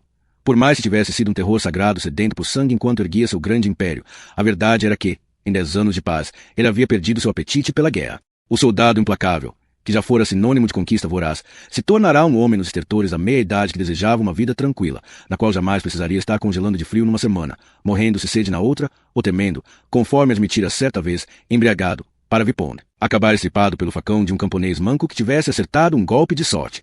Jamais admitira para ninguém, mas sua verdadeira aversão pela guerra começou depois de um inverno em que ele passara fome nos campos de gelo de Setel, onde se viu reduzido a comer os restos mortais do seu estimado sargento Mor. Então, qual é o seu plano? Tenho certeza de que você tem um, e é melhor que ele inclua alguma maneira de tirar meu irmão do meu cangote a respeito de Com. Vipond colocou uma carta na mesa. Era de Com Materazzi. O marechal a abriu e começou a ler. Ao terminar, devolveu a carta à mesa. Com Materazzi possui muitas qualidades admiráveis. Eu não sabia que a capacidade de ser superior fosse uma delas. A sua facilidade em julgar as pessoas, marechal, é uma lição para todos nós. Não seria uma questão de vaidade? Tive uma conversa com e ressaltei que punir Kali por derrotá-lo o deixaria exposto ao ridículo. Ele concordou. Você não pode deixar esse seu garoto à solta pelas ruas de Mêmfis. Os pais da cidade não irão tolerar uma coisa dessas, e eu tampouco. As pessoas não podem achar que fiz vistas grossas a esse assunto, Vipond. É claro que não. Mas todos sabem que ele está sob a minha custódia. Se ele escapar, as críticas serão direcionadas a mim. Você quer deixá-lo escapar? De forma alguma. O menino possui habilidades inigualáveis. Além disso, ele e seus amigos são a única fonte real de informações que temos sobre os Redentores e suas intenções. Precisamos saber muito mais. Isso já está sendo providenciado, mas preciso que eles confirmem as informações que recebo.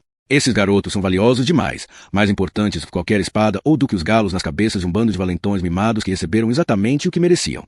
Por Deus, você está me desacatando? Se eu lhe desagradei de alguma forma, meu amo, irei renunciar imediatamente. O marechal soltou um arquejo sonoro de irritação. Pronto. Lá vai você novamente. Não se pode dizer bu, sem que você faça uma tempestade em copo d'água. A idade está lhe deixando cada vez mais suscetível. Vipond.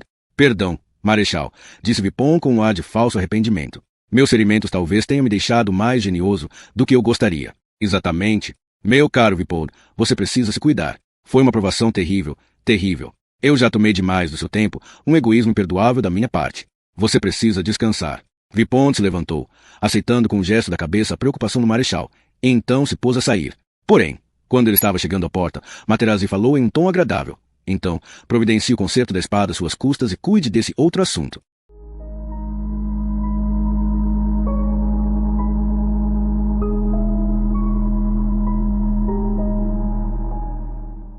Capítulo 17. 2 dias depois, Idris-Puk e Kali avançavam lentamente pela Avenida 7, uma das estradas de pedra larga se partiam de Mêmfis que, dia e noite, estavam repletas de mercadorias que entravam e saíam daquele que era o maior de todos os centros comerciais. Após várias horas de silêncio, Kali fez uma pergunta. Você foi mandado para a cadeia para me espionar? Fui, respondeu Idris-Puk. Não, não foi. Por que pergunta? Então, queria ver se podia confiar em você. Bem, não pode. O chanceler Vipond confia? Nem um pouco. Então por que ele me obrigou a ficar com você como condição para manter meus amigos em segurança? Você deveria ter perguntado para ele. Eu perguntei. E o que ele disse? A curiosidade matou o gato. Então, pronto. Kali ficou calado por um instante. O que ele fez para garantir que você ficaria comigo? Ele me pagou. Isso não era exatamente mentira. Porém, o que ligava Idris-Puk a Kali era muito mais do que dinheiro. Para que o dinheiro tenha alguma utilidade, você ter onde gastá-lo. E não havia nenhum lugar o qual valesse a pena ir que também não tivesse uma sentença de morte à sua espera. Vipond havia simplesmente colocado a realidade do futuro de Idris-Puk na mesa, o que quer dizer que não havia futuro algum para ele, e então lhe oferecido uma saída possível. Primeiro, um lugar relativamente confortável para se esconder por alguns meses então, se ele cumprisse suas ordens, a possibilidade de uma série de perdões temporários que poderia ao menos livrá-lo de ser executado por qualquer governo oficial sob o comando dos Materazzi. E quanto às pessoas que querem me matar extraoficialmente? Perguntou ele a Vipond. Isso é problema seu. Mas se você se aproximar do menino e descobrir algo de útil, além de mantê-lo longe de problemas, talvez eu possa ajudá-lo. Não é grande coisa, meu amo. Para um homem na sua posição, que, na verdade, não é posição nenhuma, eu acho uma oferta muito generosa, respondeu Vipond, despachando com um gesto. Se você tiver outra melhor, sugiro que a aceite. O que? Disse Kali após outra hora de silêncio. Nós vamos fazer nesse tal lugar para onde estamos indo? Ficar longe de problemas. Esclarecer algumas coisas para você. Tipo, espere até a gente chegar lá. Você sabia, perguntou Kali, que nós estamos sendo seguidos. O brutamontes feioso de paletó verde? Sim, falou um Kali desapontado. Está bem na cara, você não acha?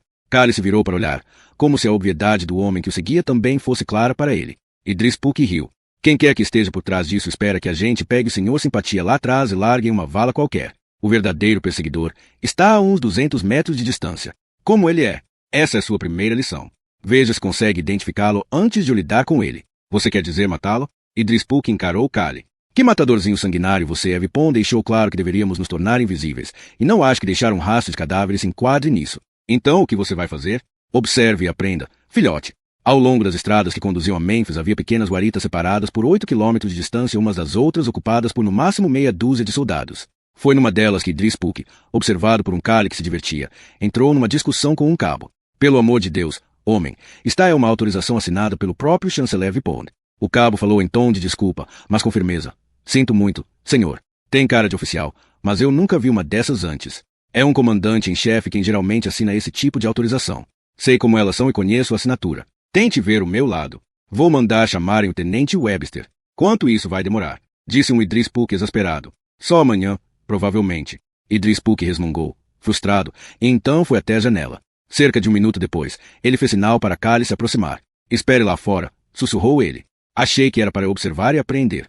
Não discuta comigo, cacete, só faça o que mandei. Vá para os fundos e não deixe ninguém ver você. Sorrindo, Kali obedeceu. Nos fundos da guarita, havia 4 soldados sentados contra uma parede, fumando e com cara de entediados. 5 minutos depois, Idris Puk apareceu e fez com a cabeça para Kali se juntar a ele, enquanto conduzia os cavalos por um beco afastado da rua principal. E então, perguntou Kali, o que está rolando? Ele vai prendê-los e mantê-los na cadeia por uns 2 dias. O que o fez mudar de ideia? O que você acha? Não sei, é por isso que estou perguntando. Eu o subornei. $15 para ele e 5 para cada um de seus homens. Kali ficou genuinamente chocado com isso. Por mais odiosos, cruéis e bitolados que fossem os redentores, a hipótese de negligenciarem seus deveres por dinheiro era inconcebível. Nós tínhamos uma autorização, disse ele, indignado. Por que precisaríamos suborná-los? Não tem necessidade de ficar puto dentro das calças, falou Idris Puk com irritação. Considere isso parte da sua educação, um novo fato para assimilar no sentido de saber como as pessoas são de verdade. Não fique pensando que, prosseguiu ele, de cara amarrada. Só porque os redentores o tratavam como um cachorro, você já sabe tudo sobre como a raça humana não passa de um bando de desgraçados podres e corruptos. E, com essa observação mal-humorada, ele seguiu adiante e ficou o resto do dia calado. Talvez seja fácil dizer por que Idris Puk ficou tão incomodado, embora estivesse acostumado a coisas muito piores do que ser extorquido por um milico cínico como o cabo. Quanto de nós precisamos necessariamente de um grande desastre para ter um chilique? Perder uma chave, pesar em uma pedra pontuda ou ser contestado, em um assunto sem importância já basta para deixar até mesmo o homem mais razoável furioso, se ele estiver no clima. A questão era toda essa, por mais que Kali tivesse seus limites para compreender a natureza humana no que dizia respeito a qualquer um que não fosse um fanático cruel, ele teve bom senso de deixar Idris Puk quieto no seu canto até ele se acalmar. Não obstante, se Idris Puk tivesse percebido quem estava por trás do fato de eles estarem sendo seguidos, teria todo o direito de se sentir furioso, e amedrontado também, pois saberia que Kit das Lebres não teria permitido que seus espiões fossem descobertos com tanta facilidade. Os 2 homens que Idris Puk havia identificado estariam em uma cela dentro de uma hora, porém, eles eram apenas iscas, enviados justamente para serem apanhados. Enquanto Kali e Idris Puk voltavam para a estrada principal, um dia depois, saíam dela para seguir em direção à Floresta Branca, outros 2 pares de olhos o seguiam. Desta vez, eram muito mais astuciosos. À medida que eles subiam pela montanha, o sol brilhava e o ar lhes parecia tão cristalino quanto a água potável. Idris Puk havia esquecido a rabugice do dia anterior e retomado seus modos mais expansivos, contando para Kali sobre sua vida, suas aventuras e suas opiniões, que ele tinha de sobra. Você talvez esteja imaginando que Kali, capaz como ele era de uma ira implacável e uma violência terrível, tenha ficado irritado com o fato de seu companheiro se colocar na posição de mentor, reservando-lhe o papel de discípulo.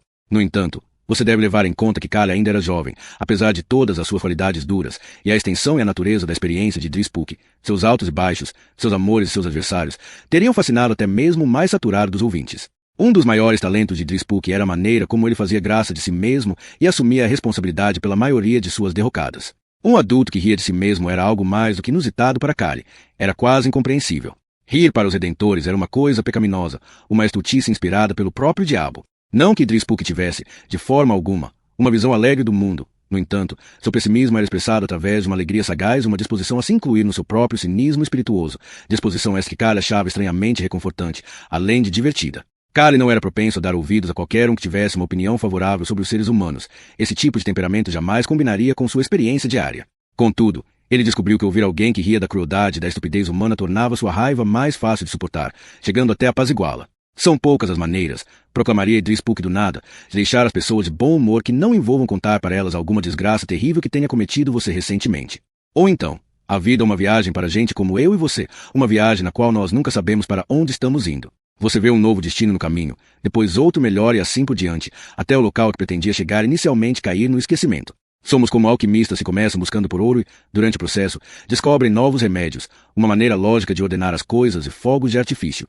A única coisa que nunca descobrem é ouro. Kali riu. Por que eu deveria escutar uma só palavra que você diz?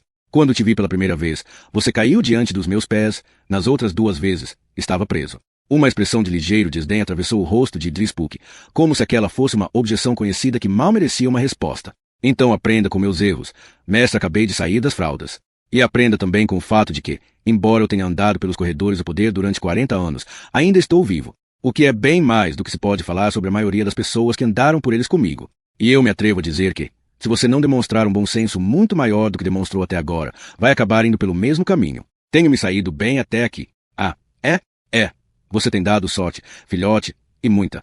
E pouco me importa o quanto você é bom com os punhos. O fato de você ter chegado até aqui sem acabar pendurado na ponta de uma corda é tanto uma questão de sorte quanto de consequência. Ele fez uma pausa e suspirou. Você confia em Vipor? Eu não confio em ninguém. Qualquer idiota pode dizer que não confia em ninguém. O problema é que às vezes é preciso. As pessoas podem ser nobres, abnegadas e todas aquelas outras qualidades admiráveis. Elas existem, mas a questão é que essas virtudes nobres tendem a ser inconstantes. Ninguém espera que um homem bem-humorado ou uma mulher bondosa sejam assim o tempo inteiro todos os dias. Mas, mesmo assim, ficam chocados quando uma pessoa é confiável durante um mês ou um ano e deixa de ser por uma hora ou um dia. Se você não pode contar com uma pessoa o tempo todo, então não confia nela. E você é confiável? Não. Eu descobri, Idris Puk, que sou capaz de fazer coisas nobres. Sou capaz de salvar os inocentes. Ele sorriu, zombando de si mesmo. Salvá-los das garras dos perversos e injustos. Porém, não combina comigo. Eu estava em um dia bom, ou em um dia ruim, quando salvei Riba. Mas vai demorar a acontecer de novo. Você tem certeza disso? Não, mas vou me esforçar ao máximo. Eles cavalgaram em silêncio por mais meia hora. Você confia em Vipor? Disse Kali. Por fim. Depende. Em relação a quê? Kali mexeu desconfortavelmente em sua cela. Ele prometeu que, se eu ficasse com você e me comportasse, Henry, Embrumador e Clays ficariam bem.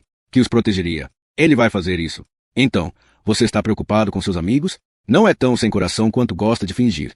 Você acha? Tente depender do meu coração. E espere para ver onde vai parar. Idris Puk riu. O que você não deve esquecer a respeito de Vipond é que ele é um grande homem, e que grandes homens têm grandes responsabilidades. Quebrar suas promessas é uma delas. Você só está querendo soar esperto. Nada disso. Vipond tem peixes muito mais graúdos para fritar, e você e seus amigos não são peixes nem um pouco grandes. E se uma centena de vidas ou a segurança de Memphis de todos os seus milhares de almas dependessem de ele quebrar sua palavra para 3 peixinhos como você e seus amigos? O que faria no lugar dele? Se você acha que é tão casca-grossa assim, diga-me. Clays não é meu amigo. O que acha que Vipond quer de você? Ele quer que eu aprenda a confiar em você para lhe contar toda a verdade sobre o que aconteceu com os Redentores. Está achando que eles podem ser uma ameaça.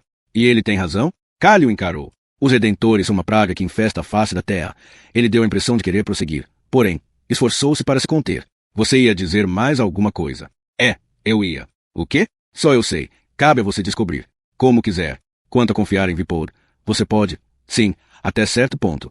Ele fará tudo ao seu alcance para proteger seu amigo e o outro que não é seu amigo, a não ser que passe a ser necessário não fazê-lo. Enquanto eles não se tornarem importantes do jeito errado, estão em total segurança. Enquanto cavalgavam em silêncio, os dois continuaram sem perceber que os olhos e ouvidos de Kit das Lebres acompanhavam seus passos e ouviam sua conversa. Às 4 horas daquela tarde, Idris Puk desmontou de seu cavalo, gesticulando para Kali fazer o mesmo, abandonou a trilha, adentrando e parecia uma mata virgem. O caminho teria sido árduo mesmo sem os cavalos, e eles seguiram por quase 2 horas inteiras até as árvores e arbustos ficarem menos cerrados, dando lugar em seguida a outra trilha claramente pouco utilizada.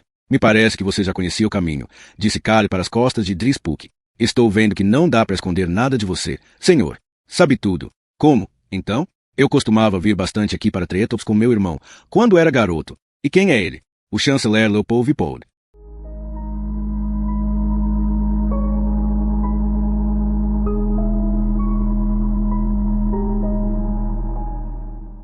Capítulo 18. Kali poderia ter achado que os 2 meses seguintes passados no chalé de Tretops foram os mais felizes da sua vida, se tivesse outra experiência feliz com a qual compará-los.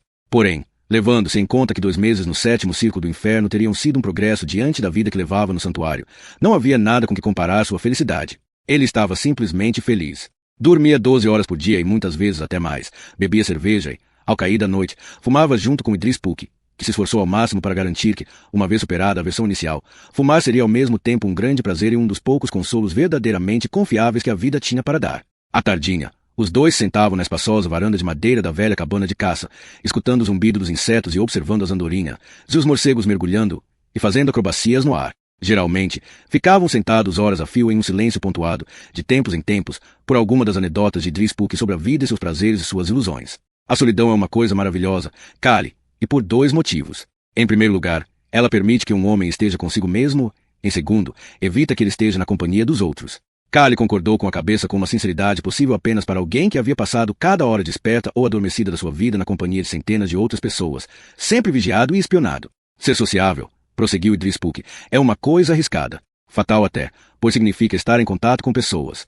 E a maioria delas é idiota, perversa e ignorante, e está com você apenas porque não consegue aguentar a própria companhia. Normalmente, as pessoas se entediam sozinhas e recebem você não como um amigo de verdade, mas como uma distração, como se fosse um cachorro dançante ou um ator de meia tigela com um estoque de histórias divertidas. Idris Puk tinha uma antipatia especial por atores e era fácil ouvi-lo discorrer sobre seus defeitos, uma repulsa que não fazia sentido para Kali, pois ele jamais tinha visto uma peça.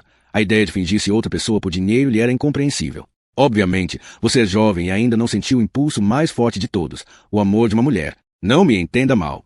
Todo homem e toda mulher deveriam saber o que significa amar e ser amado. O corpo feminino é a melhor imagem da perfeição que conheço.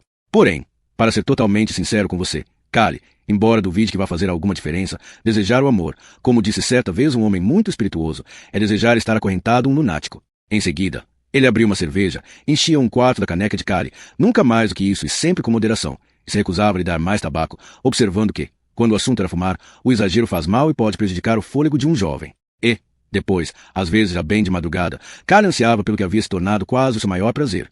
Uma cama quente e um colchão macio para aproveitar total e completamente sozinho, sem nenhum resmungo, grito, ronco ou cheiro dos peidos de centenas de meninos, apenas um silêncio e uma paz maravilhosos. Durante aqueles dias, para Kali era uma alegria estar vivo. Ele começou a vagar sem rumo pela mata por horas a fio, desaparecendo logo ao acordar e retornando à cabana de caça ao cair da noite. As colinas, os eventuais prados, os rios, os cervos desconfiados, os pombos que arrulhavam nas árvores durante as tardes de calor, a alegria maravilhosa de simplesmente passear sozinho. Tudo isso lhe causava um prazer ainda mais intenso do que a cerveja e o tabaco. A única coisa que estragava sua felicidade era o pensamento de Arbel Pescoço de Cisne, cujo rosto lhe vinha sem ser convidado tarde da noite, ou então à tarde, deitado às margens do rio, onde os únicos sons eram o barulho de um ou outro peixe saltando na água, o cantar dos pássaros e o vento fraco contra as árvores. As sensações que Kali tinha quando ela lhe vinha à mente eram estranhas e inoportunas. Se chocavam-se de forma desagradável contra a paz extraordinária que sentia. Ela o deixava nervoso de um jeito que ele nunca mais queria ficar novamente. Queria apenas se sentir assim, livre, preguiçoso, sem precisar dar satisfações a ninguém em meio ao calor de verão e à beleza verde daquela grande floresta. A outra grande alegria que ele descobriu foi a de comer. Comer para viver. Saciar uma fome intensa simplesmente enchendo a barriga era uma coisa. No entanto, para um menino cuja dieta consistira, durante boa parte da vida, em pé de defunto, a possibilidade de comer boa comida significava que algo para o qual as pessoas geralmente não davam importância poderia ser fonte de encanto. Idris Puk era um grande amante da culinária, tendo vivido em algum momento ou outro em praticamente qualquer parte do mundo civilizado que se possa imaginar, se considerava, como na maioria dos assuntos, um especialista. Ele adorava preparar refeições quase tanto quanto adorava comê-las, porém, infelizmente, seu desejo de ensinar seu receptivo pupilo sobre o mundo teve que vencer alguns obstáculos. Sua primeira tentativa de apresentar a Kali a grande arte de comer terminou mal. Certo dia, quando Kali voltou ao chalé após uma ausência de 10 horas e tão faminto que seria capaz de devorar um padre, ele se deparou com o banquete do imperador, a versão improvisada de Idris Puk da refeição mais espetacular que ele já comera na vida, uma especialidade da casa de Mulantana, na cidade de Apsni. Vários ingredientes tinham sido substituídos. Não era possível encontrar penes de porco nas montanhas, uma vez que os nativos os consideravam animais sujos. Açafrão tampouco, pois era caro demais. De qualquer forma, ninguém nunca tinha ouvido falar de coisa parecida. Além disso, faltava uma iguaria que muitos consideravam o ponto alto do banquete. Idris Puk, embora não fosse nada sentimental, não teve coragem de afogar 10 filhotes de cotovia em conhaque para depois assá-los em forno quente por menos de 30 segundos. Quando chegou, bronzeado de sol e esfomeado, Kali soltou uma gargalhada ao se deparar com as iguarias que um orgulhoso Idris Puk colocará à sua frente.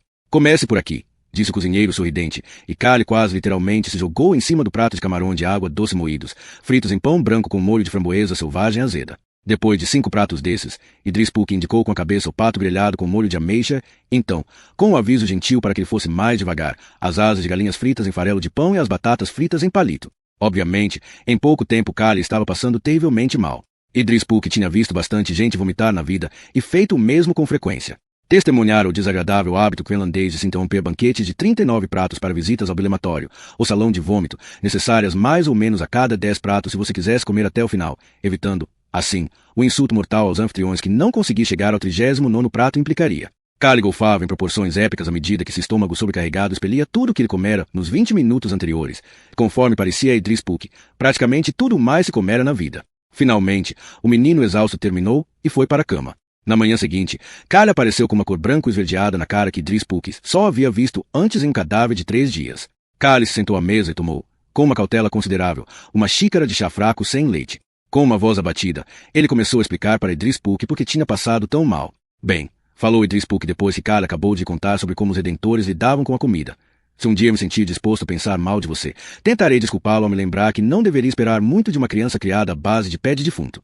Então, após um breve silêncio, espero que não se importe que eu lhe dê um conselho. Não, disse Kali, abatido demais para se sentir ofendido. Não devemos achar que a capacidade de aceitação das pessoas é ilimitada. Talvez seja melhor, se um dia o assunto surgir quando estivermos em boa companhia, não mencionar os ratos.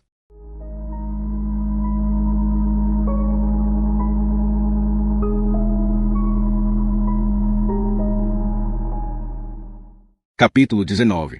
Henry Embromador e Clays tinham visto Kali apenas por alguns minutos antes da sua partida apressada, de modo que mal tiveram tempo para registrar a reaparição extremamente suspeita de Idris Puk, quanto mais para receber uma explicação aceitável do que havia acontecido com Kali depois que ele fora arrastado do jardim de verão. Clays, para sua considerável irritação, nem mesmo teve tempo para dizer que a Kali que sua falta de disciplina e egoísmo generalizado tinham deixado os dois encalhados em um rio de bosta. Porém, no fim das contas, o medo cabível que Clay sentia de Kali ter atraído para eles o interesse hostil de todos que o cercavam acabou não se concretizando por completo. Havia hostilidade, sem dúvida. Contudo, a sua cruel que Kali aplicara na nata do Monte deixará os que ansiavam por vingança extremamente ressabiados em relação a Henry Embromador e Clays, pois havia o risco de eles serem igualmente habilidosos. Mais do que ferimentos graves ou a morte, o que o Monte temia era a humilhação de levar uma costa de pessoas tão claramente abaixo deles na sociedade. Vipodo ordenara que os dois fossem transferidos para as cozinhas, onde não havia chance de encontrarem ninguém importante. Os xingamentos demorados e constantes que Clays dedicava a Kali por ter lo deixado lavando pratos 10 horas por dia são fáceis de imaginar. No entanto, havia uma vantagem inesperada. Os servos que guardavam algum tipo de rancor contra o Mon por conta da sua empáfia e arrogância, e eles não eram poucos, os viam com certa admiração. Pelo menos o suficiente para, depois de cerca de um mês, deixar que eles ajudassem em tarefas mais interessantes do que lavar pratos. Clay se ofereceu a ajudar na seção das carnes, impressionando a todos com suas habilidades de açougueiro, um talento nato. Ele teve o bom senso de não especificar com quais animais pequenos havia aprendido seu ofício. Quanto a mim, disse Clay a Henry Embromador enquanto desmembrava alegremente uma enorme vaca Holstein, eu gosto de trabalhar em grande escala. Henry Embromador teve que se contentar em alimentar os animais, se levar uma eventual mensagem à entrada e serviço dos palácios das redondezas. Isso lhe deu a chance de ver Riba, que, àquela altura, praticamente não lhe saía da cabeça. Quando a via, nunca era por muito tempo, porém, seu rosto se iluminava e ela disparava a falar com empolgação, tocando seu braço e sorrindo para ele com seus dentinhos brancos lindos. No entanto, ele logo começou a notar que quase ninguém deixava de receber o mesmo sorriso, a mesma demonstração de prazer. Era de sua natureza ser aberta e sedutora em relação a todos, que, por sua vez, se mostravam receptivos, muitas vezes se surpreendendo ao ver o quanto passavam a valorizar aquele sorriso encantador. Henry Embromador, no entanto, o queria apenas para si. Ele vinha nutrindo, há algum tempo, um segredo sombrio a respeito de Riba, desde que eles se viram sozinhos nas terras crestadas por quase 5 dias. A princípio, ele a tratou com uma deferência estupefata, como alguém que estivesse fazendo uma peregrinação com um anjo. Todos os homens já foram hipnotizados pela beleza de uma mulher, porém, imagine o fascínio de uma pessoa que crescerá sem jamais ver ou imaginar criatura parecida. Após alguns dias na sua companhia, ele começou a se acalmar um pouco, nem que fosse para dar vazão a sentimentos mais mundanos do que reverência e adoração. Ele tomou todo cuidado para não tratar aquela presença divina de maneira eu pudesse ofender sua própria admiração, embora tivesse uma incerteza profunda quanto ao que ofendê-la poderia envolver. Coisas para as quais não tinha nome se agitavam dentro dele. Depois de alguns dias, eles chegaram a um pequeno outeiro que se estendia ao longo da lagoa. Ele se deitou de costas. Aos poucos, começou sua primeira batalha verdadeiramente árdua contra o diabo. As oportunidades para grandes tentações eram escassas no santuário. O Redentor Hauer, seu conselheiro espiritual por quase 10 anos, teria se afligido ao descobrir como a resistência de Henry Embrumador era fraca, como tinha sido ineficaz a ladainha sem fim sobre a certeza da danação para se cometiam crimes contra o Espírito Santo. Por motivos jamais explicados, era o Espírito Santo que ficava especialmente traumatizado por desejos pecaminosos dessa espécie. A força de vontade de Henry foi subitamente dominada pelo diabo e ele se virou de barriga para baixo, rastejando devagar, como o réptil servo de Beelzebu que havia se tornado, até estar logo abaixo da beirada do outeiro. Algum dia o ato de cair em tentação já foi tão regiamente recompensado. Riba estava de pé, com água até o meio das coxas, banhando-se com indolência.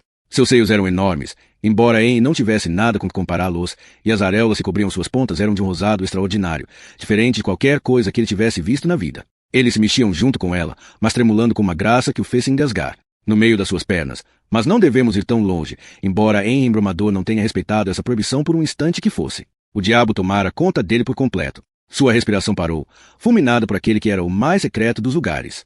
Henry tinha várias imagens do inferno marcadas a ferro quente na sua alma, porém, até aquele momento divino, nenhuma só imagem do paraíso.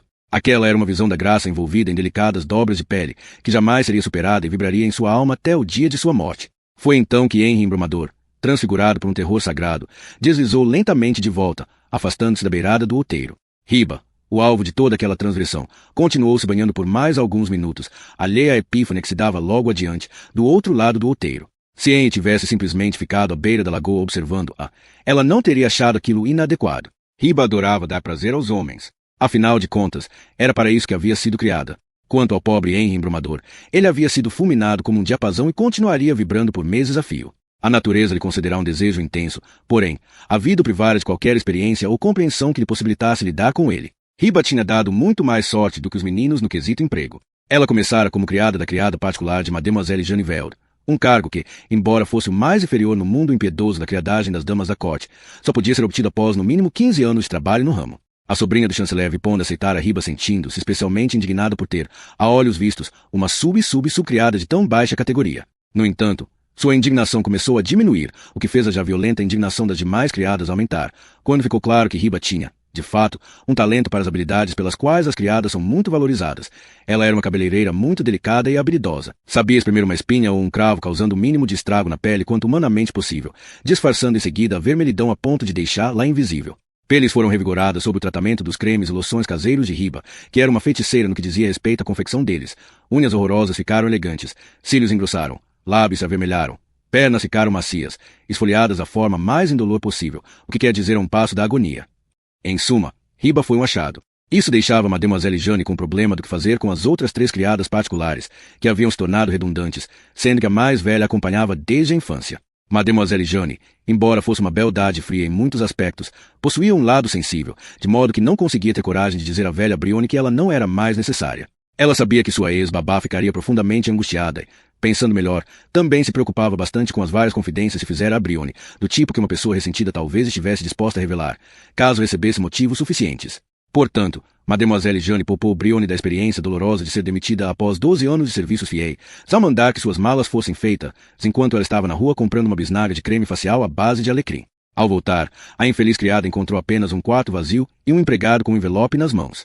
O envelope continha $20 e um bilhete agradecendo-a por seus serviços fiéis e informando-lhe que ela estava sendo enviada para ser criada de um parente distante em uma província remota e que, em reconhecimento aos já mencionados serviços, ela seria acompanhada em sua viagem bastante longa pelo empregado que lhe entregará o envelope, que receberá instruções para ficar ao seu lado e protegê-la a todo momento.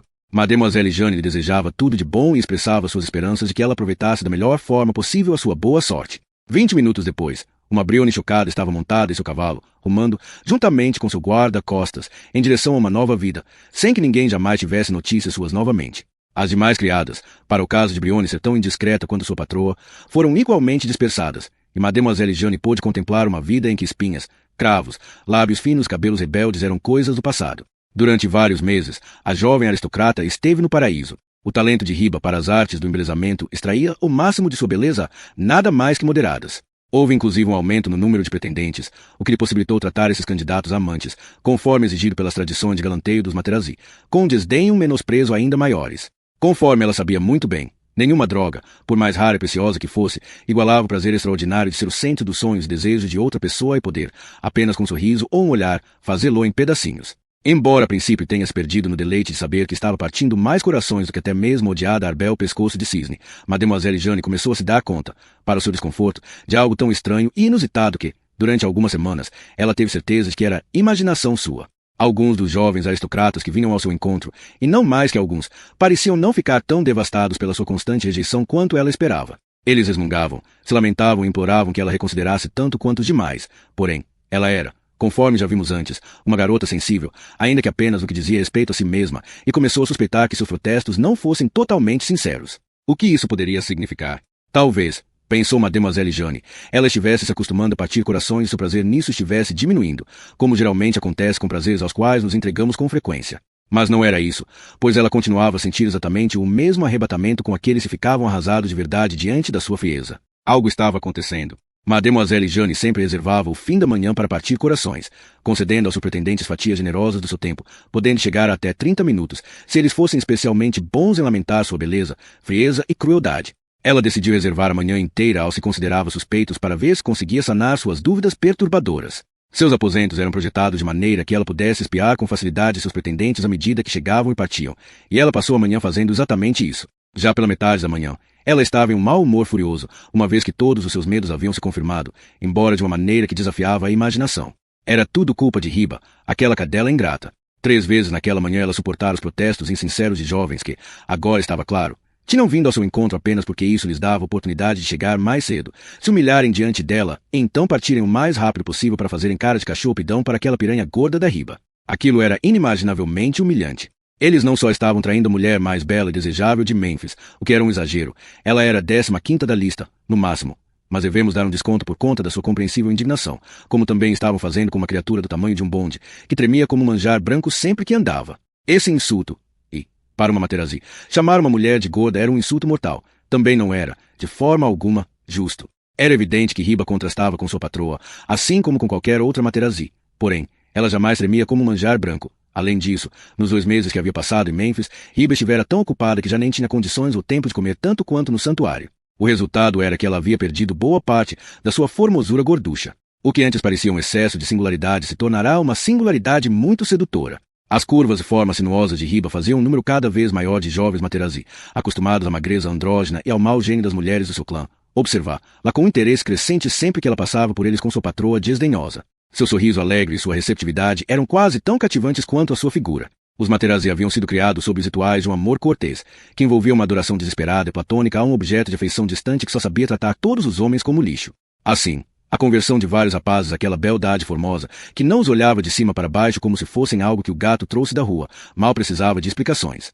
Em um estado pavoroso, Mademoiselle Jane desceu correndo do seu esconderijo e atravessou a porta do seu aposento principal, adentrando a recepção, onde Riba acabará de fechar a porta às costas de um jovem Materazzi, que foi conduzido sorridente em direção à rua em uma névoa de desejos e anseios. Mademoiselle Jane chamou aos gritos sua governanta. Ana Maria! Ana Maria! Riba olhou assustada para sua patroa, que, àquela altura, estava bastante vermelha de raiva. Qual o problema, mademoiselle? Cale a boca, seu monte barrigudo de banha, respondeu Mademoiselle Jane, de maneira extremamente inadequada para uma mademoiselle, enquanto Ana Maria, espantada por conta do grito selvagem, entrava correndo na recepção. Mademoiselle Jane olhou para a governanta como se fosse explodir e então apontou para Riba. Tire essa vigarista traiçoeira da minha casa. Nunca mais quero ver essa vagabunda. Mademoiselle Jane estava prestes a concluir seu ataque com um tapa na cara de Riba, porém, reconsiderou ao ver como o espanto no rosto da jovem havia se transformado em raiva por ter sido insultada com tanta fúria. Tire-a da minha frente, gritou ela para Ana Maria, zunindo de volta para os seus aposentos.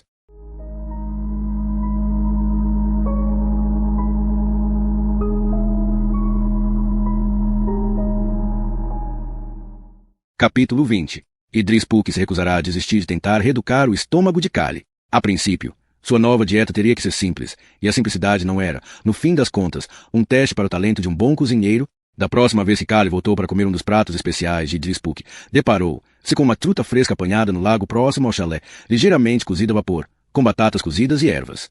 Kali tomou cuidado com as batatas porque elas tinham um pouquinho de manteiga derretida em cima, porém, elas continuaram na sua barriga e ele até pediu mais. E assim se passaram as noites e os dias. Kali continuava fazendo suas longas caminhadas com os 100 Idris Puk. Eles ficavam sentados em silêncio por horas, conversavam por horas, embora fosse Idris Puk quem mais falasse. Ele também ensinou Callie a pescar, a comer na companhia de pessoas civilizadas, nada de arrotar, beber fazendo barulho, comer de boca aberta. Ele contou sobre sua vida extraordinária, além de várias histórias em que ria às próprias custas, algo que Callie continuava achando desconcertante. À noite, ele às vezes sentia arroubos de felicidade quase incontroláveis sem nenhum motivo aparente. Idris Puk também continuava a oferecer a Callie os benefícios de sua filosofia de vida. O amor entre um homem e uma mulher é o melhor exemplo possível de como todas as esperanças deste mundo são uma ilusão absurda. E isso porque o amor promete extraordinariamente muito e nos entrega extraordinariamente pouco. Ou então, sei que você não precisa que eu lhe diga que este mundo é um inferno, porém, tente entender que os homens e as mulheres são, ao mesmo tempo, as almas atormentadas dele e os demônios que executam esses mesmos tormentos. E ainda, ninguém verdadeiramente inteligente aceita o que quer que seja só porque alguma autoridade diz que deve ser assim. Não aceite a verdade de nada que não tenha confirmado por conta própria. Callie, por sua vez, lhe contava sobre sua vida com os Redentores. No começo, não eram apenas as surras que nos assustavam. Naquela época, acreditávamos no que eles diziam, que mesmo que não fossemos pegos fazendo algo de errado, nascíamos maus e Deus via tudo o que fazíamos, então, precisávamos confessar tudo. Se não confessássemos, morrêssemos em um estado de pecado, iríamos para o inferno, onde queimaríamos por toda a eternidade. E quase todo mês meninos morriam, e os Redentores nos falavam que a maioria deles tinha ido para o inferno e queimariam por toda a eternidade. Eu costumava ficar acordado à noite depois das orações que sempre terminavam assim. E se eu morresse esta noite? Às vezes tinha certeza absoluta de que, se eu pegasse no sono, iria morrer e queimar para sempre em agonia. Ele parou de falar por um instante. Com que idade, Idris Puk, você descobriu que era o terror? Eu tinha bem mais de 5 anos. De qualquer forma, foi na batalha de Goat River. Estava com, vamos ver, 17 anos. Fomos emboscados em uma missão de reconhecimento. Minha primeira vez em uma batalha de verdade. Não que não tivesse sido treinado. Eu era bom, o terceiro da minha classe. A cavalaria Druze veio descendo a colina, então houve apenas confusão, barulho e caos. Eu não conseguia falar. Minha língua ficou grudada no céu da boca. Comecei a tremer e senti vontade de, quero dizer, de cagar nas calças, sugeriu Callie. Para que fazer rodeios? Quando tudo acabou, e não durou mais que 5 minutos, eu ainda estava vivo, mas não tinha nem mesmo sacado minha espada. Alguém viu? Sim. O que eles disseram? Você vai se acostumar. Não bateram em você? Não, mas disseram. Se isso acontecer de novo, você não vai durar muito. E então, você já se sentiu assim alguma vez? Perguntou finalmente Idris Puk. Não era, de forma alguma, uma pergunta simples. Uma das condições impostas por seu irmão, ou, mais precisamente, seu meio-irmão, para libertar Idris Puk e deixar Callie sob seu controle era que ele deveria descobrir tudo sobre o garoto. E, o que era mais importante, tudo sobre sua aparente falta de medo, inclusive se ela era um talento ou algo de alguma forma engendrado pelos Redentores. Eu costumava sentir medo o tempo todo quando era novo, disse Callie algum tempo depois. Mas então parei de sentir. Por quê? Não sei. Isso não era verdade, é claro, ou pelo menos não inteiramente. E agora você não sente medo nenhum? Callie o encarou. As últimas semanas o haviam deixado perplexo. Ele se sentia grato a Idris Puk e experimentara várias sensações estranhas e inusitadas de amizade e confiança. Porém, seria preciso mais do que algumas semanas de gentileza e generosidade para abalar a desconfiança de Callie. Ele refletiu se deveria ou não mudar de assunto. No entanto, pelo jeito não parecia importar muito que ele dissesse a verdade.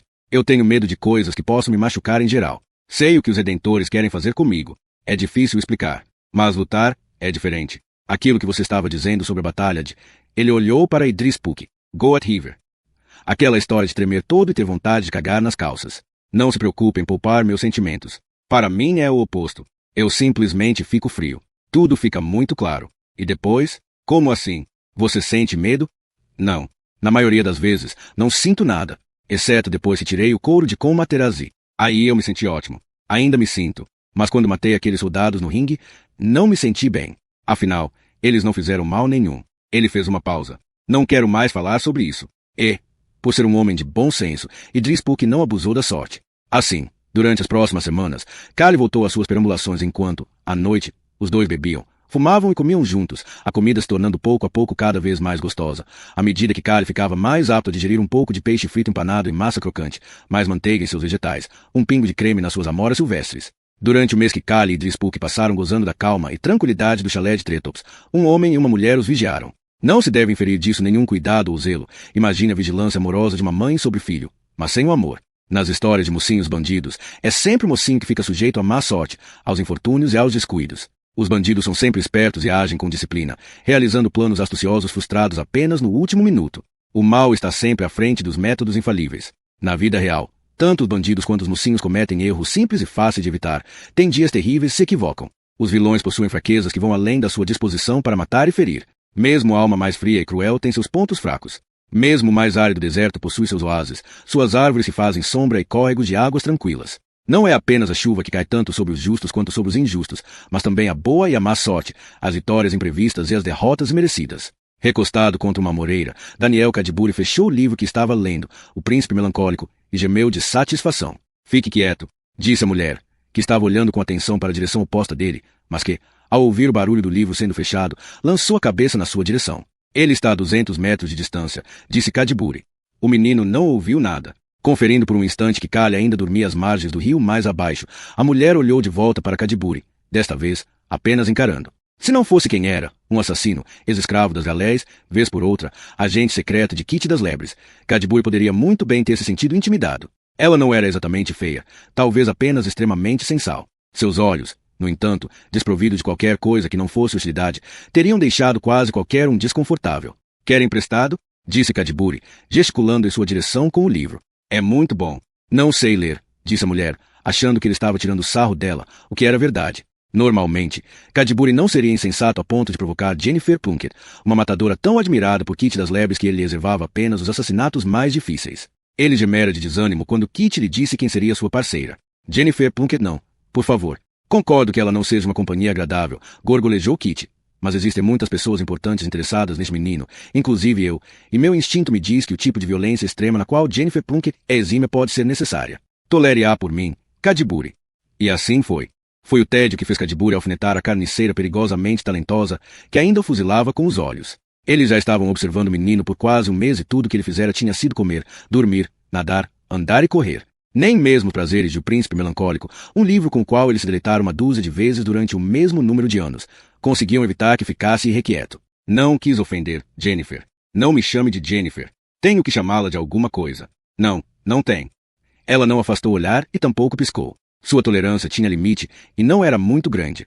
Kadiburi deu de ombros para sugerir que estava cedendo, mas ela não se mexeu. Ele começou a se perguntar se não deveria ficar preparado. Então, como um animal, do tipo que não gostava da companhia humana, ela virou a cabeça para o outro lado e voltou a observar o menino adormecido. Não são apenas os olhos dela que são estranhos, pensou Kadiburi, é o que está por trás deles. Ela está viva, mas não consigo entender como exatamente. Graças à sua profissão, Kadiburi conhecia muito bem os homicidas. Afinal, era um deles. Ele matava quando necessário, dificilmente com prazer e, às vezes, com relutância e até mesmo remorso. A maioria dos assassinos de aluguel tirava certo prazer, em maior ou menor escala, do que fazia. Jennifer Plunkett era diferente, no sentido que ele achava impossível saber o que se passava na sua cabeça quando ela matava. Sua experiência de observá-la se livrar dos 2 homens que Driss Pulk subornara os soldados para prender foi diferente de qualquer coisa que ele tivesse visto na vida. Quando foram soltos, ignorando que não passavam de marionetes, eles caíram na besteira de entrar na floresta a 800 metros do chalé de Treetops acampar ali, sem consultá-lo, o que era uma descortesia profissional, mas ele resolvera deixar isso para lá. Ela se aproximou dos dois enquanto eles ferviam um bule de chá e os esfaqueou. Foi sua discrição que impressionou Kadiburi. Ela os matou tão sem esforço quanto uma mãe que estivesse catando os brinquedos do filho, como se fosse uma espécie de distração entediante. Quando os homens perceberam o ocorrido, já estavam morrendo. Pela sua experiência, até mesmo os matadores mais cruéis precisavam, ou preferiam, se preparar para matar. Mas não Jennifer Plunkett. Seu devaneio foi interrompido pelo som do menino à beira do rio, que já havia acordado e estava se mexendo. Ele se afastara da margem cerca de 20 metros. Então, começou a gritar, emitindo voo grave disparando em direção à água, correndo cada vez mais rápido. Erguendo a voz até um grito agudo, ele saltou para dentro do rio, encolhendo-se como uma bomba no ar e espalhando água por todo lado. Quase imediatamente, veio à tona com um salto, gritando alegremente de frio e batendo os pés de volta à margem. Peladinho da Silva, ele dançou de um lado para outro, rindo e gritando diante do prazer formidável da água gelada e do ar quente de verão. É bom ser jovem, né? Disse Kadiburi. Era impossível não compartilhar da alegria do menino. E então, para o seu assombro, ele viu como isso era verdade. Jennifer Plunkett estava sorrindo, seu rosto transformado, como a pintura de uma santa. Jennifer Plunkett estava apaixonada. Ao notar que Kadiburi a observava, ela abandonou no mesmo instante qualquer que fosse o paraíso para o qual o menino a levará. Ela o encarou, piscou como um falcão ou um gato selvagem e então deu as costas para o rio, sua expressão totalmente vazia. O que você acha que Kit das Lebres quer com ele? Disse ela. Não faço ideia, respondeu Kadiburi. Boa coisa não pode ser. É uma pena, acrescentou ele, com bastante sinceridade. Ele parece um rapazinho tão alegre. Kadiburi se arrependeu das suas palavras assim que saíram da sua boca. No entanto, ele ainda estava perturbado pelo que tinha visto. Era como ver uma cobra corar de vergonha. Isso serve para você aprender, pensou ele, a não achar que sabe o que se passa na cabeça das outras pessoas. Repleto de admiração diante daqueles desdobramentos inusitados, ele se sentou e recostou-se de volta contra a moreira. No fim das contas, Cadbury não tardou a descobrir o que se passava pela cabeça dela.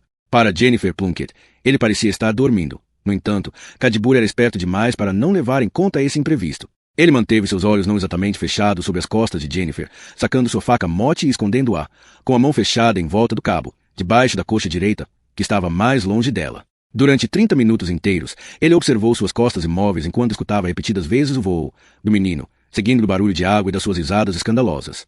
Então ela se virou, aproximando-se dele com a faca em punho, novamente sem o menor estardalhaço, e começou a desferir o golpe mortal. Ele o bloqueou com sua mão esquerda e deu uma facada para cima com a direita. Ficou impressionado com a sua agilidade enquanto rolava com ela sobre as folhas secas de outono que cobriam o solo da floresta. Ficaram rolando para lá e para cá em seu abraço terrível, apenas os dois ouvindo o chiado quente e fraco de suas respectivas respirações, seu farfalhar das folhas mortas, enquanto olhavam dentro dos olhos um do outro, seus lábios quase se tocando. Então, aos poucos, começou a ficar claro que ele era mais forte. Ela se debateu, contorcendo-se com todo o seu enorme vigor. Porém, logo Cadbury a imobilizou e ela estava derrotada. Contudo, Jennifer tinha mais uma arma, além de seu ódio e sua raiva, a que recorrer. Seu amor monstruoso. Como ela poderia desistir dele e morrer? Assim, ela ergueu o corpo do chão, deslizou para o lado, desequilibrou Cadbury e se libertou da sua mão esquerda, levantando-se e disparando colina abaixo em direção ao seu menino querido. Thomas Cale! Thomas Cale!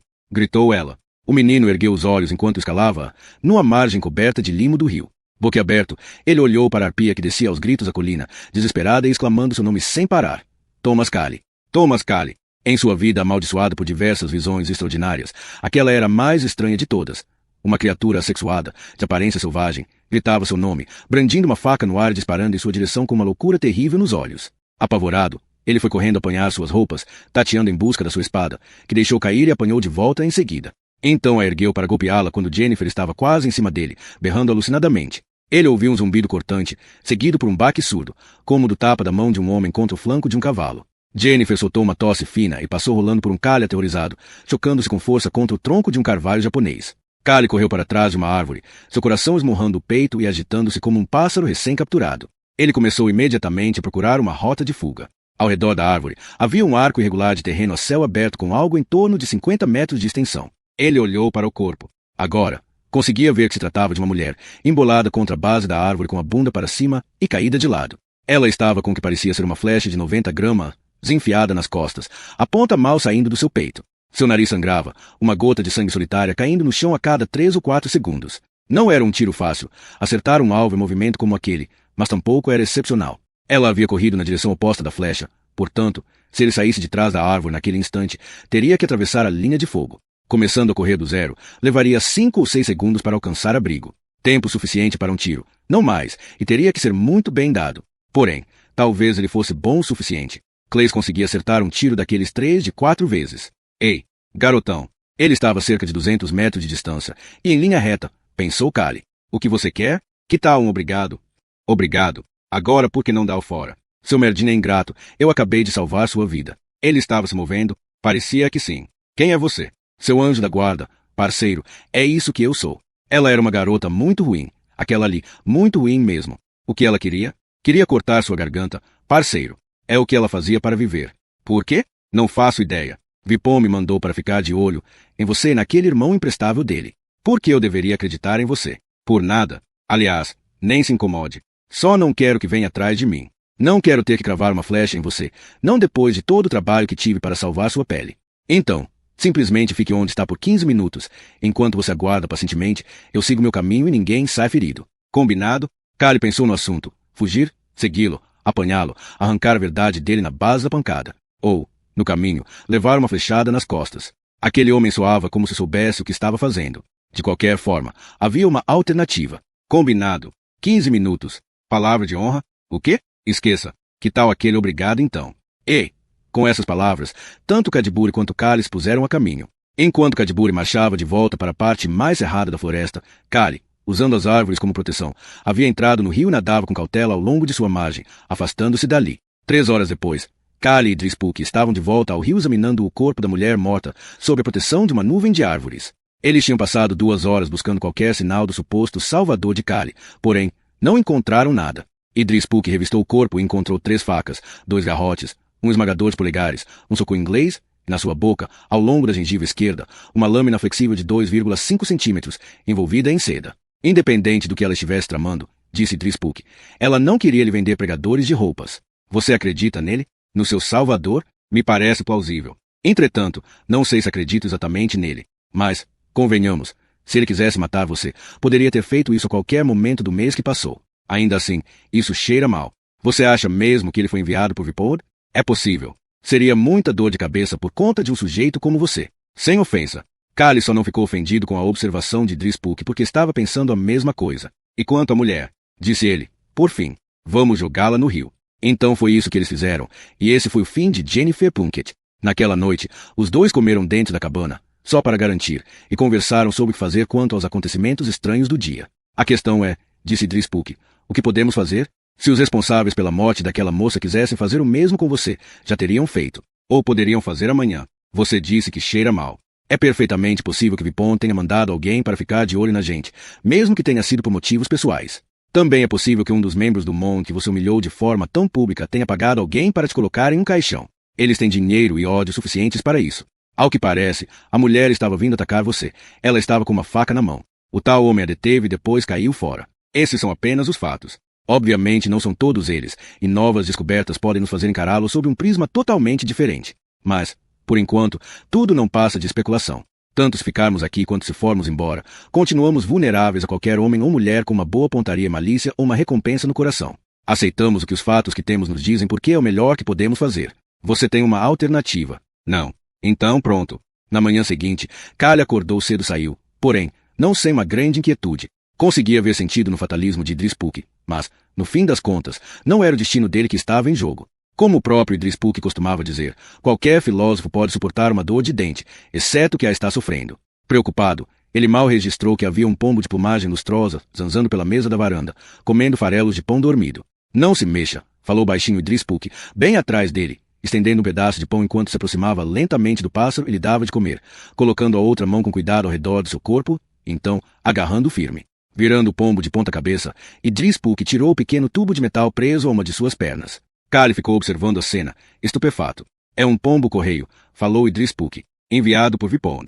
Aqui, tome. Ele entregou o pássaro para Kali, desatarrachando o tubo, tirando um pedaço de papel de arroz de dentro dele e começando a ler. Ao fazê-lo, sua expressão ficou grave. Uma tropa de redentores raptou Arbel pescoço de cisne. O rosto de Kali ficou vermelho de espanto e perplexidade. Por quê? A mensagem não diz. A questão é que ela estava no Lago Constance. Ele fica a uns 80 quilômetros daqui. A rota mais curta de volta ao santuário é através do desfiladeiro de Cortina, a uns 30 quilômetros de onde estamos. Se for por lá que eles estão indo, temos que encontrá-los e comunicar às tropas que Vipond está mandando atrás de nós. Ele pareceu preocupado e confuso. Isso não faz sentido. É uma declaração de guerra. Por que os redentores fariam uma coisa dessas? Não sei. Mas existe um motivo. Isso não teria acontecido sem o assentimento de Bosco. E Bosco sabe que faz. Bem, não tem lua no céu, então eles não podem viajar à noite, nem nós. Vamos juntas nossas coisas agora, dormir um pouco e começar ao amanhecer. Ele respirou fundo. Embora Deus saiba que nós temos poucas chances de alcançá-los,